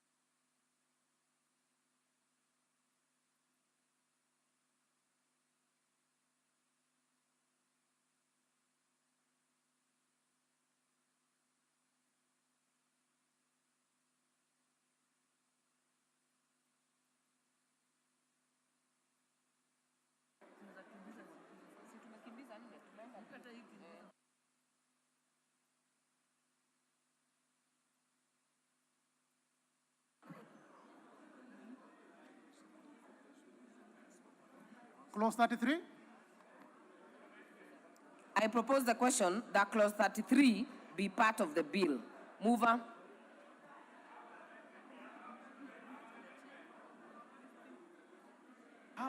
The Chair of Finance Committee. Thank you, Honorable Chair. This clause 33, 33A is a cleanup. The proposed amendment is a cleanup of the tariff code. And then on 2, we are extending exemption status to taxable supplies that are used for construction of tourism facilities. And then part 3, again, last year we did an investment deduction for construction of hospital beds of 50. Now the bill was proposing to increase again from 50 to 100. No, from 100 back to 50. We're retaining it at 50. We are taking exempt the construction of plastic recycling plants. We are taking that.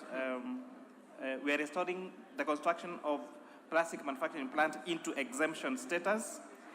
And part 7, most importantly, Honorable Speaker, is we are taking back items from Schedule 1 to Schedule 2, those items that were tax exempt to zero rated.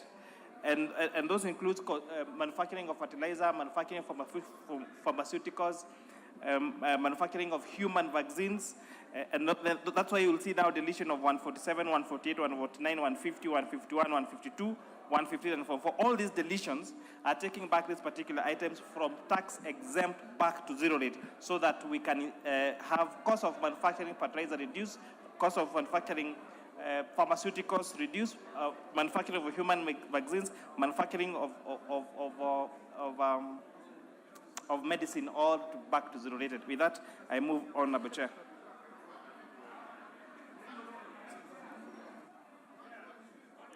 Order, members. Member Honorable Mbadi. No, wait.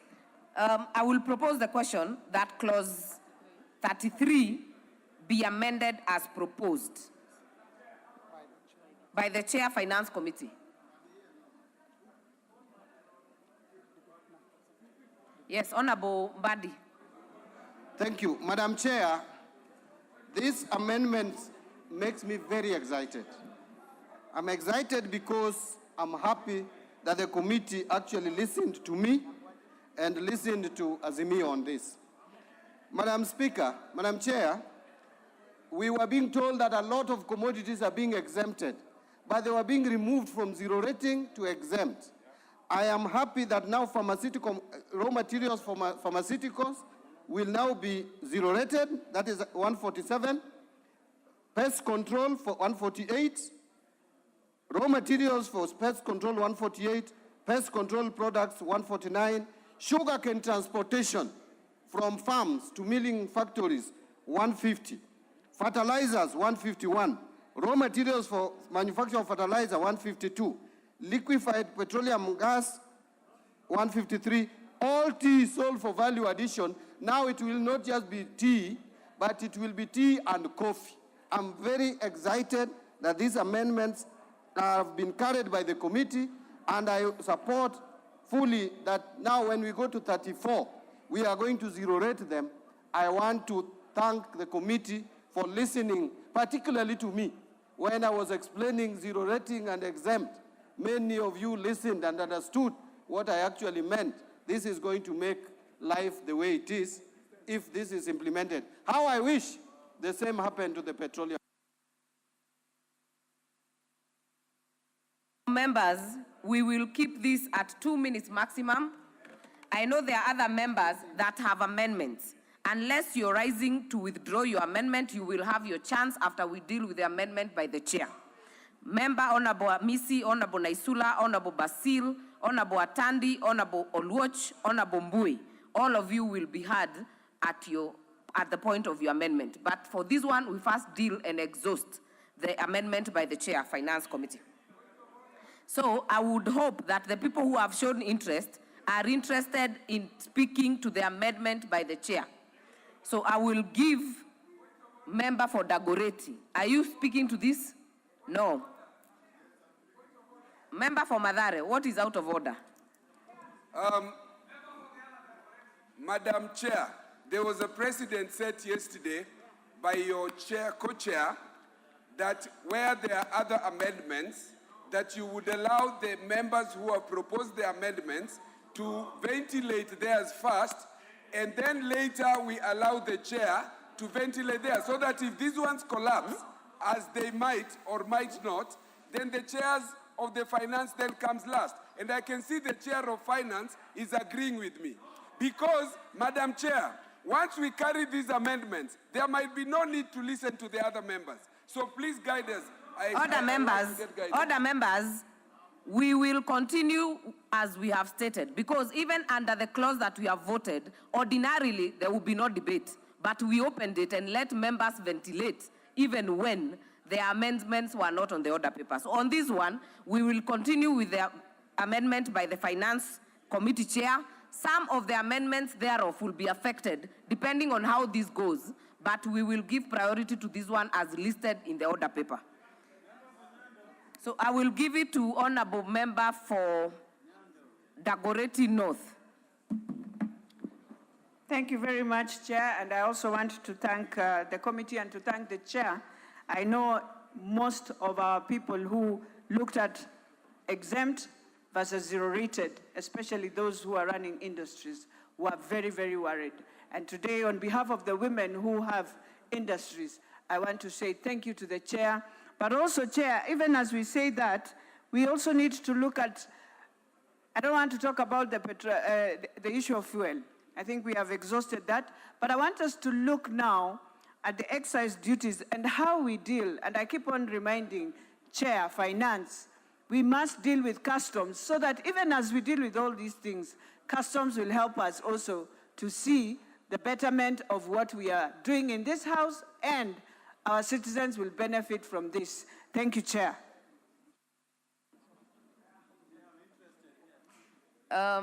Member for Tinderet.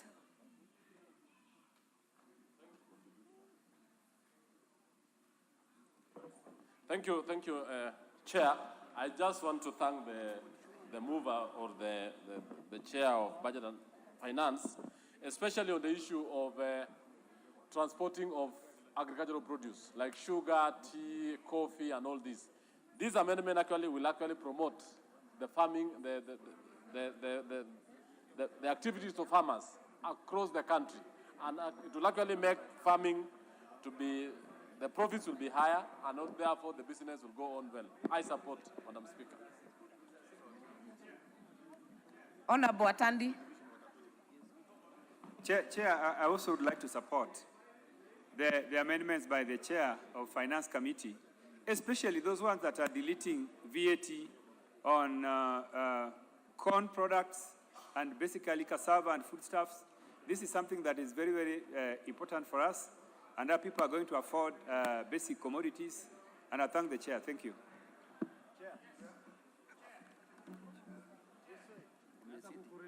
Leader of Majority. Okay. Thank you, sorry, Honorable Speaker. We were consulting with members here. Honorable Speaker, let me support this amendment. And it's true what the Honorable John Buddy says, that the Committee of Finance, even as we were thanking them during the second reading, took a lot of time to listen to Kenyans. And some of these proposals are what came out of the public participation exercise, Honorable Speaker. And it's sad that many of our media houses were trying to incite, not many, it's actually one media station I saw, trying to incite Kenyans that the public participation exercise was an exercise in futility. But it's testament from what members are saying here that the Finance Committee did listen to Kenyans and to their views, Honorable Speaker, and therefore I support, and this also buttresses the point that we are indeed intent on bringing down the cost of living. Zero rating farm inputs, zero rating fertilizer products, zero rating transportation of sugarcane from farms to their factories, Honorable Speaker. These are things that we trickle down to the farmer and consequently ensure that we are able to produce farm produce at a cheaper cost, and therefore the Kenyan people will enjoy, in the long run, will enjoy a lower cost of living. And that is what the people of Kenya have been asking for. And Honorable Chair, I must say, as I said before, that this was one of the bills that was most vilified. But I'm glad today in this debate, Honorable Speaker, members are truly telling the truth. What is good, they are calling it good. What they have a problem with, they are saying, I have a problem with this. And that is the way we should be engaging in the country, not vilifying and demonizing everything. Let us cap this to a maximum of 2 minutes. Honorable Masara, as we... Thank you, Madam Chair. I want, for the first time, appreciate what the Chair of Finance, my friend, who we were with in PAC committee for 5 years. Madam Chair, what they have done, they have appreciated the work of public participation. How I wish they could do this throughout in all the clauses, because the people are really crying. If you can hear their views and accommodate them in a clause and make the changes, it won't change your status in the society, but you'll be appreciated now and forever. Thank you. Madam Speaker, on the issue of transportation of sugarcane, I come from where the sugarcane growing is a major area where it helps so many people.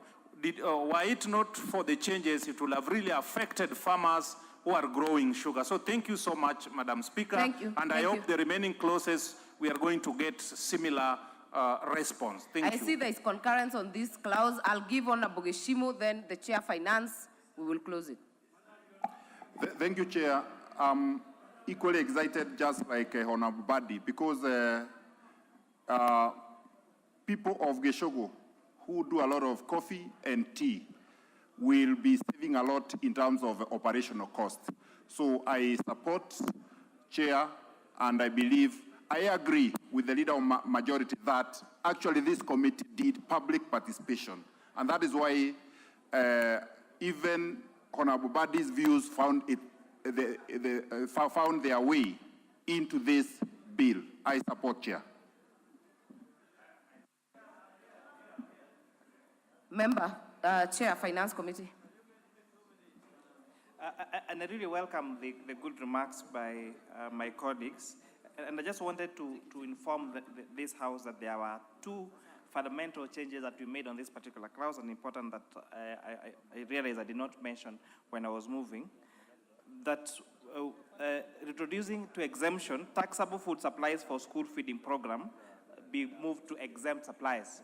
So this, we saw, I think it's Governor for Nairobi yesterday launching a very successful food feeding program. You've seen this school feeding program being done by the Honorable KJ at Dagoretti South constituency, and want to encourage, therefore, any business in this country that can invest in their CSR in our school feeding program.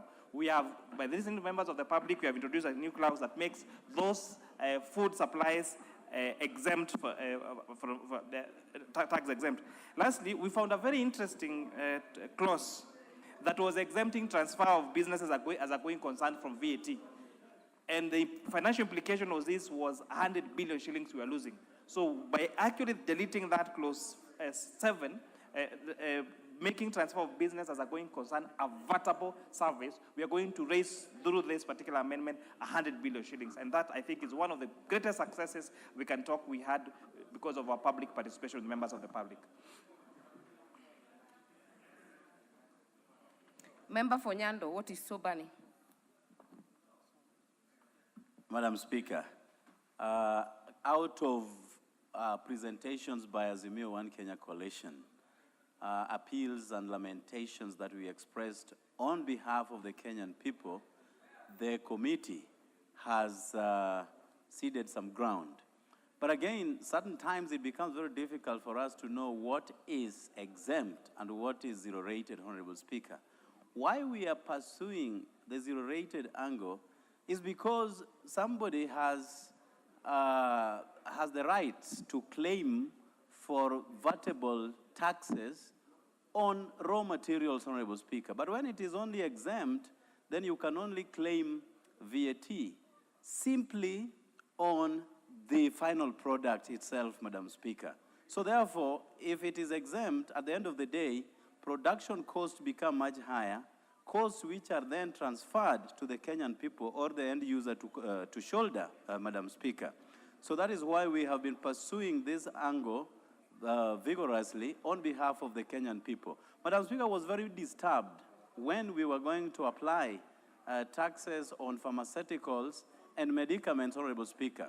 There are people with conditions who use insulin, for example, on a daily basis, and putting more taxes on insulin was going to be unbearable on those who consume this product, and then by the end of the day, shortening their lifespan on this earth, Madam Speaker. And therefore, I support this amendment, and I hope that we can reach consensus on most of these divisive clauses, Madam Speaker. Thank you, Honorable Member.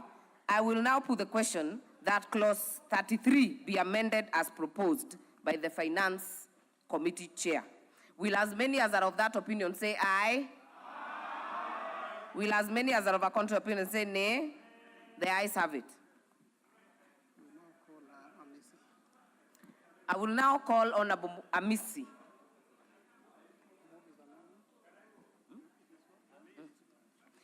This is dropped when the mover is not in the House. That amendment is dropped. Member, the amendment by Honorable Naisula will fall because the committee's amendment has been carried. The amendment by Honorable Basil is in the House. Move your amendment. Chair, I stand to move the amendment on clause 33A to be amended by deleting subparagraph 14. The country is struggling to raise taxes, particularly on high assets, so we need to reintroduce taxations on high assets like choppers, aeroplanes of high value, so that we raise more revenue for the government as opposed to taxing already overtaxed Kenyans. Thank you. So as moved by Basile. Order, members, I will now propose the question that clause 33 be amended as proposed by Honorable Basil. Other members, I will give you. We still maintain 2 minutes maximum. I will start with Honorable Naisula. Then I will go to Honorable Naisula. Honorable Atandi, take your seat. Thank you, Madam Chair. And I'm rising to ask for your indulgence that later, if there's a member of parliament who has an amendment and it's similar to what the finance committee has, and it will be dropped, probably you give that member, because they took time to work on that amendment, to say something about it. And I know that we have passed it, but I just wanted to thank the Chair of Finance for the exemption on materials for tourism. Some of us come from counties that rely, zero rating, because we rely on tourism. We're just from COVID. Many counties and the country is trying to revamp its tourism. And we know that it is one of our, it earns us foreign exchange. And I really thank you for that. And I just wanted to comment on what the majority leader said, that there was a lot of misinformation. I think also it is the people from your side who were going to the same media houses and could not explain what is zero rating, what is exempt. So of course then the media and Kenyans take what is there. So I think in future it is important to get expertise, and sometimes you can borrow from us, like Mbadi. He can explain very well on those issues, and Kenyans will be convinced. Thank you very much. Thank you. Member for Samburu West. Member for Kiharu, Chair Budget. Thank you very much, Honorable Chair. And I rise to vehemently oppose the amendment by Honorable Basil. Honorable Speaker, when, many times when we read about helicopters and aircraft, we think we are dealing with the Bajois or the people who have them, or the owners. But unfortunately, Mr. Speaker, Honorable Chair, the reason actually for whatever was proposed by the committee is because currently Wilson Airport is one of the busiest hubs in terms of the airports in Africa. And Honorable Chair, aircraft are not licensed basically for the domiciled country because they move from this country to the other. Now, what we have done in the past is that we have been able to shift all the jobs of servicing aircraft and helicopters to other regions, Honorable Speaker, and especially our neighbors, to protect quality jobs of servicing helicopters and aircraft. Honorable Chair, I vehemently oppose that amendment. Minority Leader. Madam Chair, I want to support the proposed amendment by the Honorable Basil. And for the simple reason that really, we can't continue to be this insensitive. How come we are so quick to come in to offload the burden on those who have, as opposed to removing the burden on those who don't have?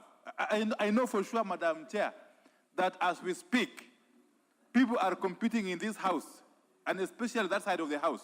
People are competing as to who will become the first dollar millionaire in this time of parliament. And a number of our colleagues here have actually ordered helicopters and other forms of aircraft. Madam Chair, this is a very serious matter. As you know, Madam Chair, I'm one of the few people who are privileged to have a lot of information. Madam Chair, I have got privileged information that a number of our colleagues here have actually placed orders for these choppers. Thank you. Thank you, Minority Leader. Your time is up. Your time is up. Honorable Rahim. Chair, I oppose this amendment. Chair, there is misinformation in this house because whatever is being waived is not for the rich people. It is for simulators, training purposes, and Madam Speaker, this thing is spare parts where our people will get jobs, and it's nothing to do with the rich who own helicopters. So let us not lie to the country and to the people. And let's be frank about what is being said. So I oppose. Finally, Honorable Tiende. Madam Chair, very briefly, I support this amendment. It is not true that what's being waived is for training and such purposes. And you'd ask, Madam Chair, if it was in the interest of the people, why would we not encourage such things for motorcycles, for ships, for vehicles? Why choppers? It is because there's a private interest in this. There are those who have even a private hangar in Wilson, and they are the ones who want to benefit. This is unfriendly to the ordinary Kenyans. Thank you, Madam Speaker. All right. Member for Kimilili. Madam Chair, I want to oppose these amendments by Honorable Basil because we want to bring back the aircraft maintenance at Wilson Airport so that the young people of this country can continue to benefit. Supporting these amendments would be tantamount to say that we want the Kenyans who are jobless to continue being jobless. We want to bring back the business of servicing and the repairing of planes back at Wilson Airport. I vehemently oppose these amendments. Honorable Owen Baya. Honorable Speaker, you know, there's a lot of misinformation on this, and it is very important we correct. We want to create jobs, high-end jobs, good engineers at Wilson. Honorable Speaker, I want to tell you this, that I oppose this amendment because today, the country called Dubai today is a big beneficiary of aircraft maintenance. And very many Kenyans and many other people from other parts of the world go there to do these jobs, and they earn a lot of money.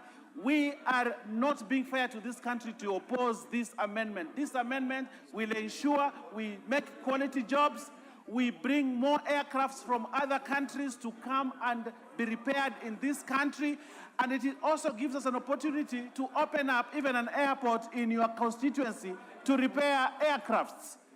We have a whole industry that we need to explore, Honorable, and I oppose that amendment.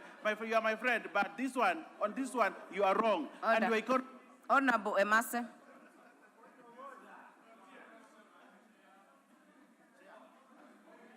Thank you, Honorable Chair. I oppose the amendment. Chair, we've promised Kenyans jobs. This is one of the ways to create opportunities. As it stands now, we're losing these opportunities to other countries, our neighboring countries. So we must we must oppose this amendment so that for us to be able to create opportunities for our young people. Thank you. Honorable Atandi.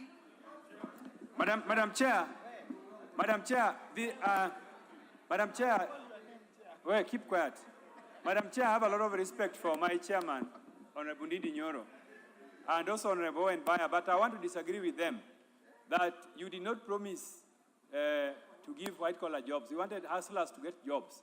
Secondly, I'm aware that my brother, Honorable Soro and Honorable Kimani Chungwa, your choppers are coming, and you want to avoid paying tax. You must pay tax. You must pay VAT on your choppers that you have already ordered. So the intention of this amendment, Madam Chair, is for Kenya Kwanza billionaires to own choppers. And this is something which we must refuse. We must refuse these people from not paying taxes. Yeah. So we must support, I support this amendment, and we must adopt it. What is out of order, Majority Whip? Honorable Chair, I am aware that Honorable Kimani Ichung'wah, who has been mentioned by Honorable Atandi, of course, got a chopper about 4 years ago. But for me, Honorable Chair, I am not, unless he's speaking of a different Osoro, I don't know whether there is a chopper, unless you're paying it for me on my behalf or something. But Order, I pray. Order members. We will now hear member for Dagoretti South, then I will put the question. Thank you very much, Madam Chair. And the point I want to make, Madam Chair, is that this is not a topic that we should be splitting hairs on. The intention by the Honorable Robert Basil might be well-intentioned. However, the details that he has are extremely wrong. The intent of this proposal, Madam Chair, is to support a dwindling aviation industry. Aviation is two things. It is the vessels and it is the humans. In Kenya, we are suffering because we do not manufacture vessels. However, we manufacture pilots, we manufacture engineers, we manufacture technicians. However, our technicians are no longer getting jobs, Madam Speaker, because the jobs are going to neighboring countries where the terms are favorable, the conditions are favorable, the taxes on this particular issue are favorable. That is the first thing, Madam Speaker. Secondly, training, Madam Speaker. There are simulators. So what happens, Madam Speaker? Kenya ends up to be a training ground, Madam Speaker, ends up being a training ground for these people. And so, Madam Speaker, I want to vehemently oppose this amendment by my very...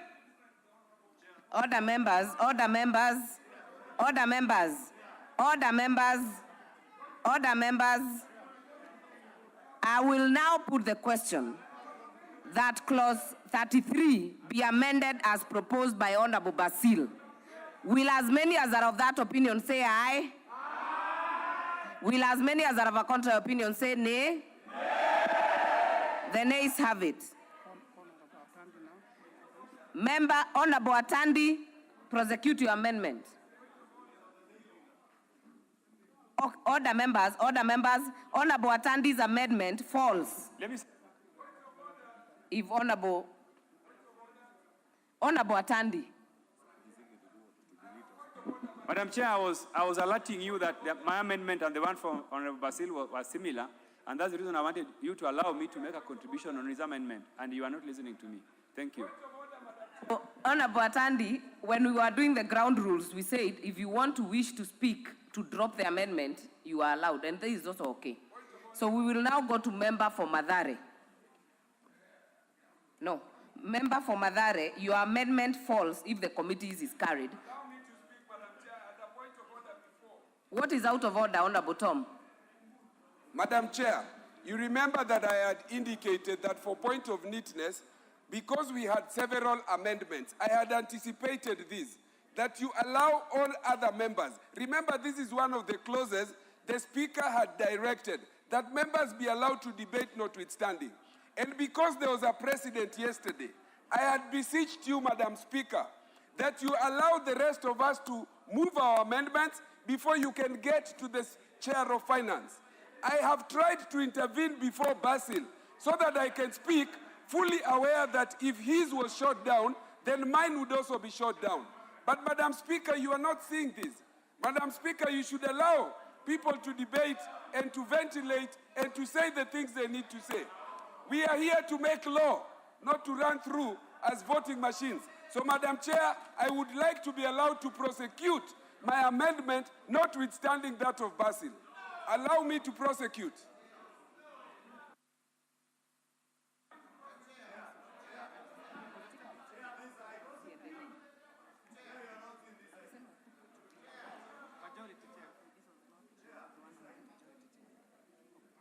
I will allow some ventilation on this, but on what Honorable Tom Oluoch is talking about, the Speaker was clear that they will be listed here as amendments, but with clear way of how it goes. Like your amendment, Honorable Tom Oluoch, if the committee is taken and carried, yours automatically falls. You are not able to prosecute the amendment, but you can be able to ventilate on it.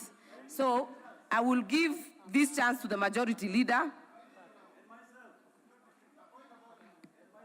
Majority leader, we will come to you. We will come this side. Honorable Speaker, I rise to oppose that amendment. Honorable Speaker, you know, we lose a lot of truth when we view everything from the prism of our politics. Honorable Speaker, we also tend to distort a lot of information on what is actually in the bill. Honorable Speaker, for instance, on the VAT, purported VAT on choppers. Majority leader, let us get some guidance. Yes. Because we have dispensed with Honorable Basil's amendment. Please speak to what Honorable Tom Oluoch has raised. What Honorable Tom Oluoch has raised is what is on the floor. Yeah. Is it on the same thing of choppers? Honorable Tom Oluoch, I'll give you the microphone. Please, but do not take us back, but retake it. Okay, will you allow me to ventilate the point of order or my amendment? Actually, I've already given the direction on your question. Because if your amendment has fallen, you cannot prosecute it. You cannot prosecute the same amendment that by operation of passing of the committee has taken and has gone through. So for going forward, Madam Chair, this is not... Order members, order members, I would like to give Honorable Member for Dagoretti North. Hold on. Honorable Elachi. Thank you, Madam Speaker. I think for purposes of procedure, it is very important, when we have finished voting, we move on to the next. It is not right, in terms of procedure, that we go back and we've already voted. It is wrong, Madam Speaker. Let's move on to the next.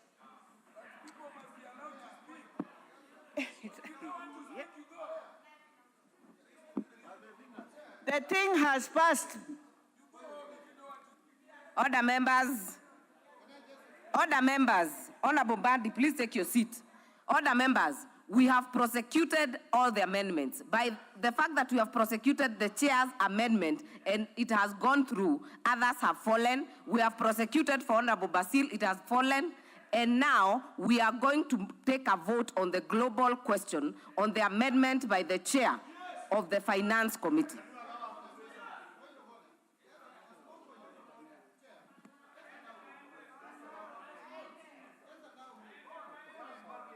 Order members, I want to give direction.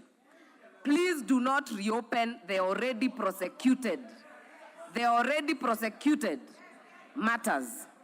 Majority Leader, do not reopen the debate on Honorable Basil's debate or Honorable Basil's amendment, because we've already taken a vote on it. Honorable Mbadi, what is burning? Let me just, Chair, we will be into this unless we get the procedure right. And Madam Chair, you need to help members. If members have similar amendments to the committee's amendments take priority. Totally. Members need to understand that. They have not understood that. That is why they are demanding that you allow them first.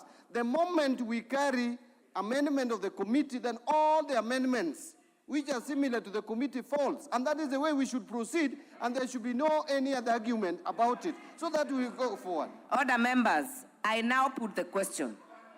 I now put the question that clause 33, as amended, be part of the bill. As amended by the Chair Finance. Will as many as are of that opinion say aye? Aye. Will as many as are of a contrary opinion say nay? The ayes have it. Clause 34.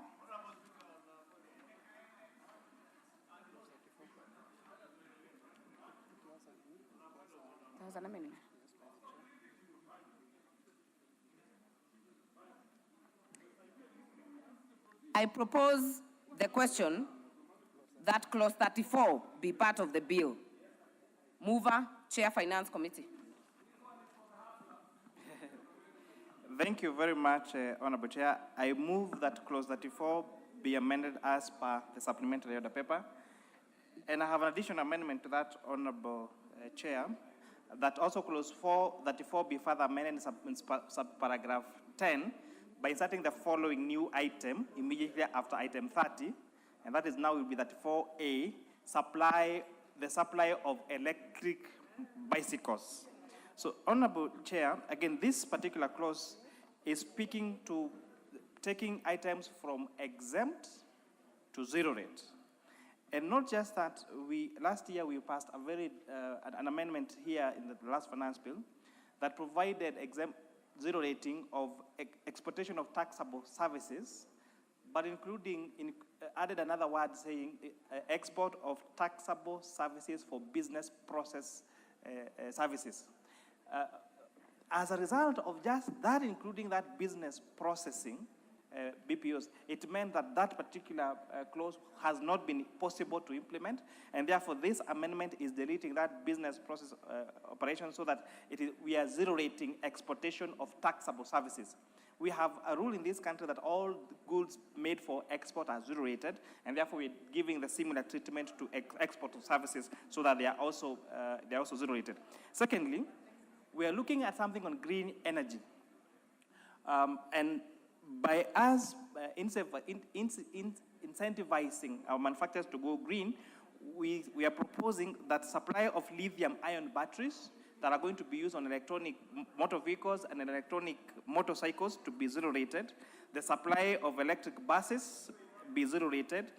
And this is very crucial, that input of raw materials or imported for the manufacture of animal feeds also be zero rated. And this is therefore going to bring down the cost of animal feeds. And in addition, liquefied petroleum gas. Again, this is another clause that has been taken to exempt. We're now taking back to zero rate. Lastly, bioethanol vapor stoves.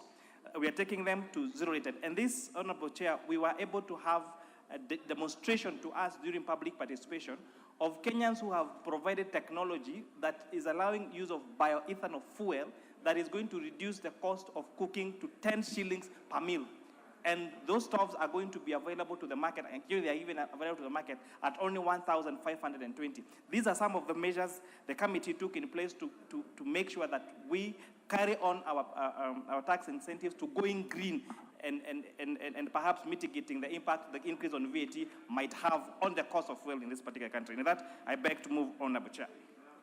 I propose the question that clause 34 be amended as proposed. Chair Finance? No, not Chair Finance, sorry. Majority Leader? Thank you, Honorable Speaker, and I rise to support those amendments by the committee. Honorable Speaker, as the Chair has said, it's not just the bioethanol fuel that will make the cost of living more affordable for Kenyans in terms of cooking, but also the reduction of VAT on cooking gas, or rather the removal of on LPG gas. Honorable Speaker, it is also true that when you zero rate batteries, electric vehicles, and electric motorcycles, Honorable Speaker, we reduce the numbers of motorcycles that are using the fossil fuel. The fuel that we are all complaining about is getting expensive. And that reduction in demand, either from our border riders or other courier service providers who use motorcycles, encouraging even the use of more green energy with the electric motorcycles, electric buses, electric motor cars, Honorable Speaker, will not only safeguard our environment in this era of climate change, Honorable Speaker, but also assure us that we will reduce our demand on fuel, save on our foreign exchange reserves, and consequently bring down the cost of living for millions. The hustlers who are here who are being told they have been abandoned, we are now telling them it is time to move from the fossil fuel powered engines to the electric powered motorcycles that will make more money available to you in your pockets. Finally, Honorable Speaker, and that's why I say, if we look at everything from the prism of politics, Honorable Speaker, we get it wrong and we misinform Kenyans. Even on issues that we have canvassed here on helicopters, VAT on helicopters is still payable. It is there. What is being removed is VAT on spare parts to helicopters. And that is what is guaranteeing not just the hangars in Wilson.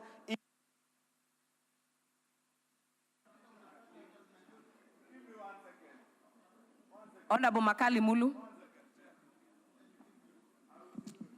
Yeah, thank you. Thank you, Madam Chair. Madam Chair, the move to move certain products from excess tax or to zero rating, from tax exempt to zero rating, is a good move, Honorable Chair, because it makes the commodities more cheaper than they are. And I think this is the way to go, and more so when we target the asolas. But Madam Chair, it only becomes tricky when you do the same, but for commodities and goods that target the rich. So for me, so long as the goods be targeted are for the ones which are mostly used by the people at the low section of the pyramid, I do support. Thank you.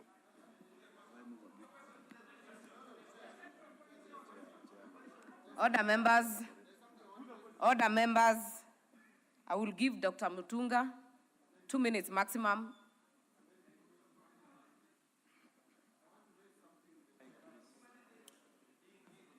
Thank you, Honorable Chair.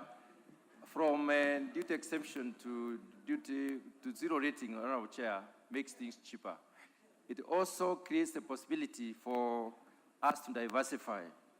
And this introduction of electric vehicles and electric motorbikes gives us an opportunity to move away from the fossil fuel, which has been running the motorbikes as we have right now.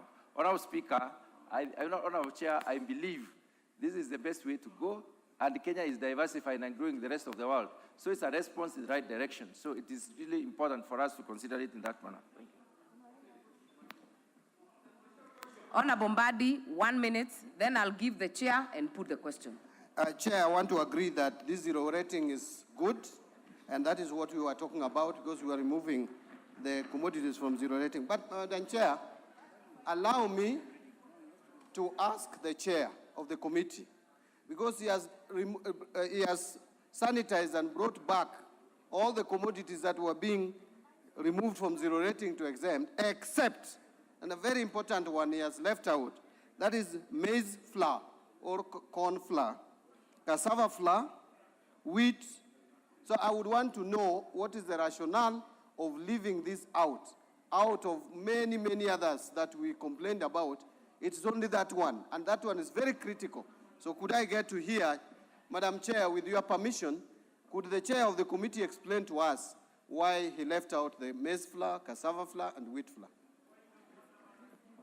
Honorable Chair, 1 minute. Summarize and I'll put the question. I will be very brief.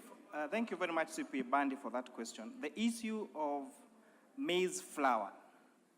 If you check the VAT Act, it appears on the first schedule as exempt. That is, you check on page 35-108. It appears again on the second schedule for zero rate, in fact, another 2 times.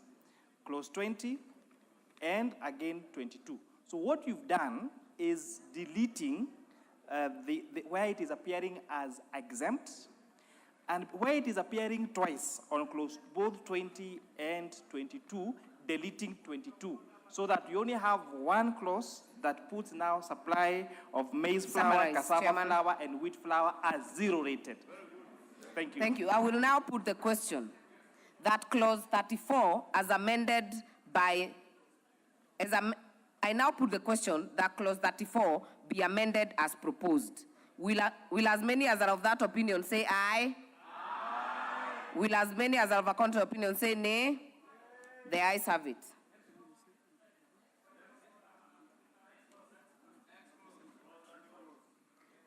Honorable Oluoch had an amendment because the committee's amendment is dropped.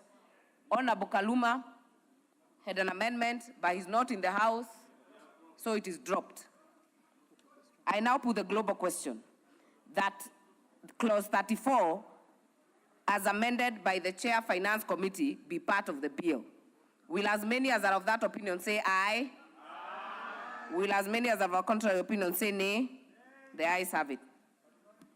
New clauses, new clause 29A.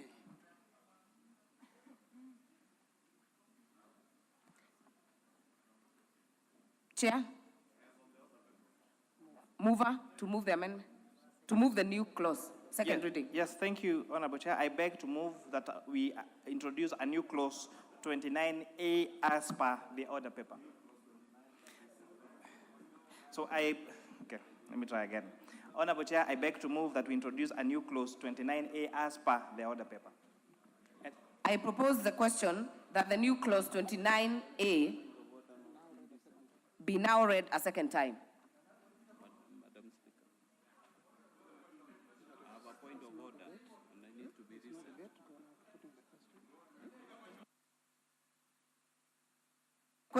I put the question that the new clause 29A be now read a second time, as proposed by the Chair Finance Committee. Will as many as are of that opinion say aye? Aye. Will as many as are of a contrary opinion say nay? The ayes have it. I propose the question that the new clause 29A be part of the bill. I will give 2 people. Is that the mood of the House? I put the question that the new clause 29A be part of the bill. Will as many as are of that opinion say aye? Aye. Will as many as are of a contrary opinion say nay? The ayes have it. New clause 30A. Mover. Honorable Chair, I move that a new clause 30A be introduced to the bill as per the order paper. And just a quick explanation that this amendment is to deal with the challenges of bad debts Mover. and VAT refunds. Mover, you need to move that the clause be read a second time. Okay. Honorable Chair, I move that new clause 30A be read a second time as per on the order paper. And just a brief explanation, we have a tax that we cannot collect around 390 billion. Some of them are bad debts and VAT on funds, and this particular clause is supposed to do a cleanup and make sure that those bad debts are not collectible because those companies have gone into statutory management, actually written off. Thank you. I propose the question that the new clause 30A be now read a second time. I put the question that the new clause 30A be now read a second time. Will as many as are of that opinion say aye? Will as many as are of a contrary opinion say nay? The ayes have it. I propose the question that the new clause 30A be part of the bill. I put the question that new clause 30A be part of the bill. Will as many as are of that opinion say aye? Will as many as are of a contrary opinion say nay? The ayes have it. Tax Appeals Tribunal Act, clause 35. I propose the question that clause 35 be part of the bill. I now put the question that clause 35 be part of the bill. Will as many as are of that opinion say aye? Will as many as are of a contrary opinion say nay? The ayes have it. Clause 36. I propose the question that clause 36 be part of the bill. Mover. Honorable Chair, I move that clause 36 be deleted as per the order paper. And Honorable Chair, this was one of the very much debated cases from public participation. This was where there was a requirement for members to deposit, for taxpayers to deposit 20%. So this has been deleted by the committee. I thank you, Honorable Chair. Order members, I propose the question that clause 36 be amended as proposed by the Chair Finance Committee. I now put the question. Order members. Order members.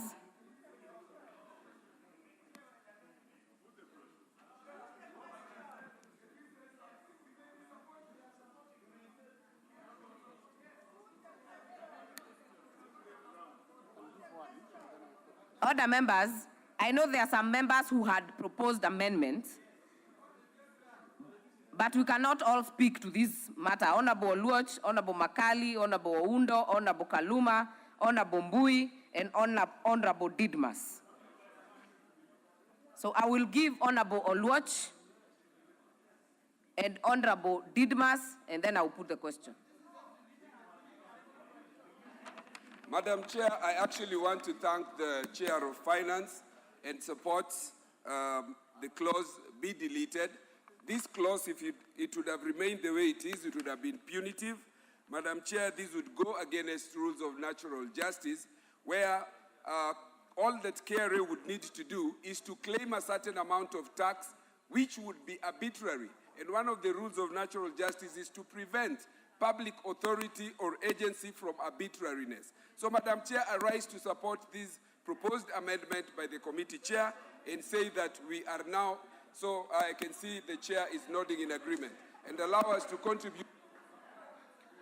Thank you, Madam Chair. Honorable Didmas. Madam Chair, I just want to support the position by the Chair Finance, and I want to congratulate him and ask honorable members, those who may have other amendments also on other areas, to read the mood of the House and even drop them. So I support these amendments by the Honorable Chair. Honorable Oundo, 1 minute. honestly speaking, even whoever drafted this amendment must be somebody who does not live in this country. It offends Article 48 of the Constitution of Kenya, and that's why, among others, we had proposed that amendment, and it's good the committee has carried the amendment. At least for once, I can thank them for a job well done. Thank you. Honorable Makali, 1 minute. Those who had amendments. Yeah, thank you, Honorable Chair. Honorable Chair, I also want to join my colleagues in thanking the Chair of Finance and Planning Committee for listening to the voices of reason. He listened to the voice of reason, Honorable Chair. It is important that this thing is deleted, and that's why I was proposing we delete it. Thank you, Mr. Chairman. I see the members who had amendments have gotten a chance to speak, so I will now put the question that clause 36 be deleted as proposed by the Chair Finance Committee. Will as many as are of that opinion say aye? Will as many as are of a contrary opinion say nay? The ayes have it. I now put the question, and this one. It's been deleted, yes. All right. The Excise Duty Act, clauses 37, 38, and 39. I propose the question that clauses 37, 38, and 39 be part of the bill. I now put the question that clauses 37, 38, and 39 be part of the bill. Will as many as are of that opinion say aye? Will as many as are of a contrary opinion say nay? The ayes have it. Clause 40. I propose the question that clause 40 be part of the bill. Mover. Thank you, Honorable Chair. I propose that clause 40 be amended as per the order paper. Honorable Chair, this is where there was proposed punishment and fines for when you deal with excise stamps. So what you've done, we've cleaned it up to only allow that those offenses relating to accessible stamps, that only those that will attract criminal liability is when those people actually have a criminal mind, something my legal friends told me it's called mens rea. So that in the normal dealing of excise stamps, if you just destroy it unknowingly without having a criminal mind, then you're not going to get any offenses. With that, I thank you, Honorable Chair. I propose the question that clause 40 be amended as proposed by the Chair Finance Committee. I now put the question that clause 40 be amended as proposed by the Chair Finance Committee. Will as many as are of that opinion say aye? Will as many as are of a contrary opinion say nay? The ayes have it. I now put the question that clause 40 as amended be part of the bill. Will as many as are of that opinion say aye? Will as many as are of a contrary opinion say nay? The ayes have it. Clauses 41 and 42. I propose the question that clauses 41 and 42 be part of the bill. I now put the question that clauses 41 and 42 be part of the bill. Will as many as are of that opinion say aye? Will as many as are of a contrary opinion say nay? The ayes have it. Clause 43.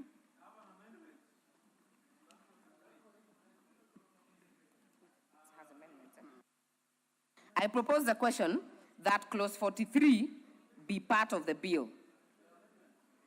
Mover.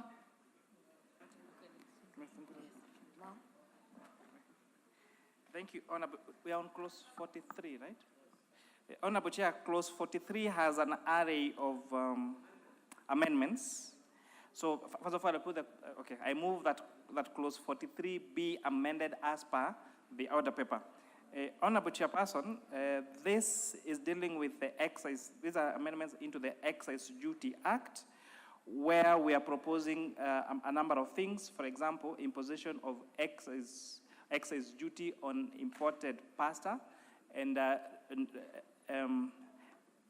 deleting the proposed imposition of excise duty on locally manufactured sugar confectionaries. We are also proposing a deletion of excise duty that is charged on electric motorcycles and electric motor vehicles. Again, this is in line with what you're going green. This is also proposing to increase excise duty on imported glass bottles from 25% to 35%. This is to protect the local manufacturing of plastic bottles. we're proposing an increase in imported duty of alkyd from 10% to 20%. We are proposing an increase in excise duty on unsaturated polyester from 10 to 20, on emulsion VAM from 10 to 20. Again, all those things are related to paint. So what we're doing, we are incentivizing where we were able to establish that we have capacity to produce and to manufacture our own goods. Then we incentivize our local manufacturers by making importation of what is made locally more expensive. And again, the same amendment has a proposed excise duty of 10% on imported fish. So this is to make sure that we actually get to harness the economy. We have also exempted locally manufactured sugar. We have also deleted the clause that was introducing excess duty on human hair. Because, Honorable Chair, although and this was one of the beautiful stories we got from public participation, because we have had many, especially women, who have suffered from cancer. I don't know what cancer does when you go for that chemotherapy, they lose their hair. So you might find them wearing a wig and thinking they're wearing a wig because it's a luxury, but it's actually because of medical conditions. So we have removed that excess duty on human hair.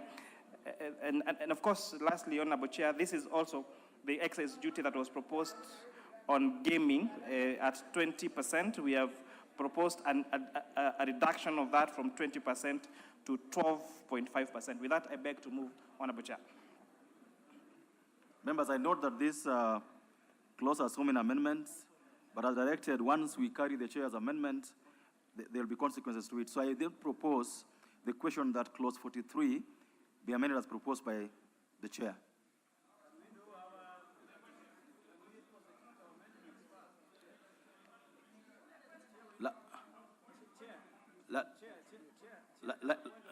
Like I said, I recognize that this clause has a number of amendments.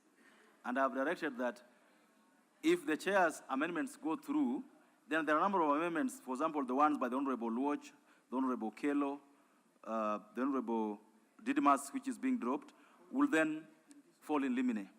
But I'll allow you a minute each on those who are amendments on this, a minute each, then we dispense. The Honorable Luoch, 1 minute each. Thank you, Chair. And again, on this one, I want to thank the Chair of Finance for moving this amendment. This particular levy or duty would have affected young people, especially hustlers, people in our informal settlements who hack a living out of beauty and the industry, for example, people who own salons. And therefore, this is a big plus for the people of Kenya, for bipartisanship, and the people who came during public participation and demanded that they be not taxed for people at the bracket that this government said they would support. Therefore, I thank the chair and I support. Okay. Honorable Kelo, 1 minute. Chair, whereas I acknowledge that the import of this amendment, as proposed by the chair, was to curtail issues of importation of fish into the country, Honorable Chair, the statistics that we have indicates that the consumption of fish in this country is at 400 metric tons in a year, whereas we can only produce locally 163 metric tons, thereby leaving a huge gap that can only be covered by way of importation of fish, Honorable Speaker. It is true that those who also import fish into the country pay taxes amounting to 1.5 billion every year, and they also have employees that they have engaged to undertake various activities within those industries, Honorable Speaker. And again, Honorable Speaker, we have never had a glut of fish by saying that we have more into the country that will expose us to lots of problems, Honorable Speaker. We have scarcity in the country because even the importation of fish into the country is just... Thank you. The Honorable Batandi, if he's in the House. The Honorable Mbui. The Honorable Mbui. The Honorable Didymus Baraza.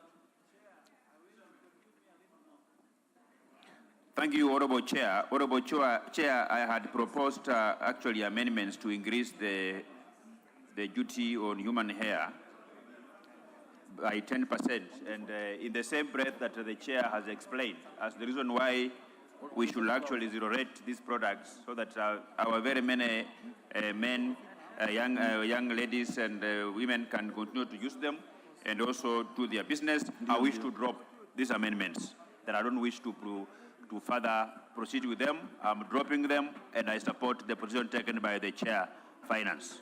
Thank you. Thank you. Honorable Mwenje, 1 minute. Thank you, Honorable Chair. I want to also thank the committee for, especially on the excise duty on gaming tax, which was at 20%, I think has been reduced to 12.5%. We had hoped for more, but Honorable Chair, it's important that we protect the betting industry to ensure it doesn't go to the black market, and that way we'll start even losing more money that should be going to our government. So we want to thank the Chair, and for that I support. Thank you. Honorable Mbadi, 1 minute, please. And this is the last one on this. I actually just wanted to talk on the imported fish. Mr. Chair, even though this amendment is making it better than what was in the original bill, it is 10% as opposed to 20, and 100,000. But, Mr. Chair, I would have loved, I wish we could have an amendment where we remove this duty completely. Okay. We want to eat fish. As people who eat fish, we lack, the fish in this country is very expensive. The problem we have of fishermen is not the market where we take our fish. The market is there. There is no fish in this country. As we give capacity to local fishermen or local farming of fish, we should still allow fish to be brought to the country cheaply. You are going to kill our people. Our people love fish. We need to eat fish. Thank you. So, okay, the Honorable Majority Leader. Honorable Speaker, you know there is also a misnomer that is only those along the coastline and around the lakes that have fish. But Honorable Speaker, it is true, fish is expensive in this country. And so are all other meats, Honorable Speaker. But the solution is to encourage farming of fish. We need to encourage our own people to grow fish. And this levy is only speaking to that encouragement so that we dissuade people from importing fish from China. Today, Honorable Speaker, fish is expensive, but it is expensive fish that is being imported. We are getting salmon, I hear, from Sweden and Norway. Why can't we grow our own salmon from here? Tilapia and some other species, I can't remember the name, I'm told, that are coming from mackerel or something, that are coming from China, Honorable Speaker. We need to encourage even farmers in Kikuyu. I know farmers in Kikuyu in Ondire who are growing fish and selling in the market in Nairobi. The solution, Honorable Speaker, is not to say that we don't punish those who are importing by levying a levy on them. The solution is to encourage local production. That is how we'll save on our foreign exchange reserves. Thank you. Just give him one. The importation of fish, especially if you come from a fishing zone along the coastline, along Lake Victoria, you should be encouraging our fishermen to be able to grow more fish and encourage the Ministry of Fisheries, Honorable Speaker, to be able to train our farmers, our fishermen, on how to protect the stock we have around the lake. And I am really shocked that we could have... No, the last person who will have the last bite on the fish is Honorable Junet. Mr. Speaker, Mr. Chair, this 10% on fish is going to cause a lot of scarcity of fish, Mr. Chair, you don't start by creating scarcity. You start by developing it first, then you go to scarcity. For example, you know why we don't have enough fish in this country is because there is a deliberate application of policy by regimes, by governments since independence, to put money where there is fish. And instead of putting money in Lake Victoria where there is fish, or in the Indian Ocean, people are being told to put dams and small ponds in their homes, which cannot produce any fish. If we put enough resources in the lake region, I can guarantee you, Mr. Chair, there will be a lot of fish in this country. So, Mr. Chair, And the other thing I'm happy about this amendment is that the level of desperation for taxation in this finance bill is too much. They were trying to tax even fake beards, nails. Who wants fake beards in Kenya? Who's interested? Who is this man in this parliament who was interested in fake beards, Chair? Okay. So the level of desperation. Thank you, Honorable Junet. Thank you. I want to put the question. I think we've had enough debate on this. I want to put the question that clause 43 be amended as proposed by the chairperson of the Finance Committee. Will as many of that opinion say aye? Will as many of the opinion say nay? The ayes have it. The Honorable Sunkuya had amendment on this too.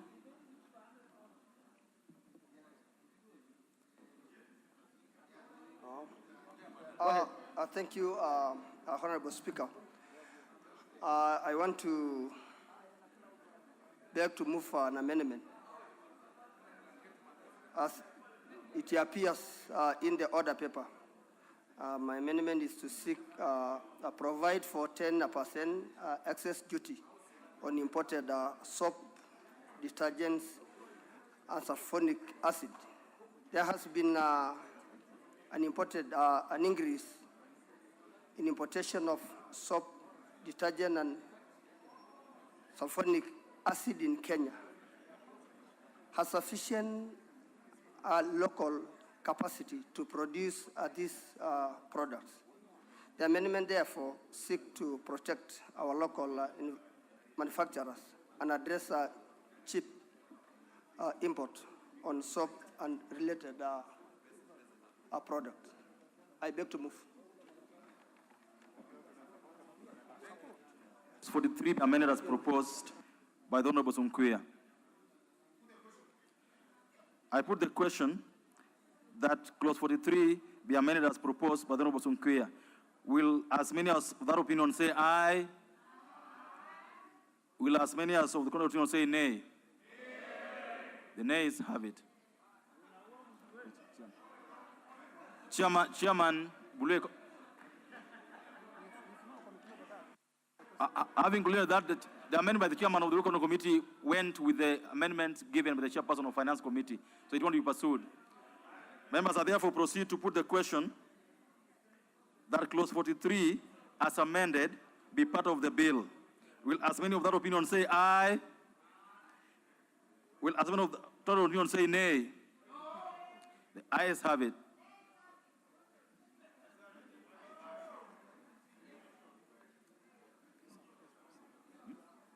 The next clause. New clauses. New clause 40A. Mover.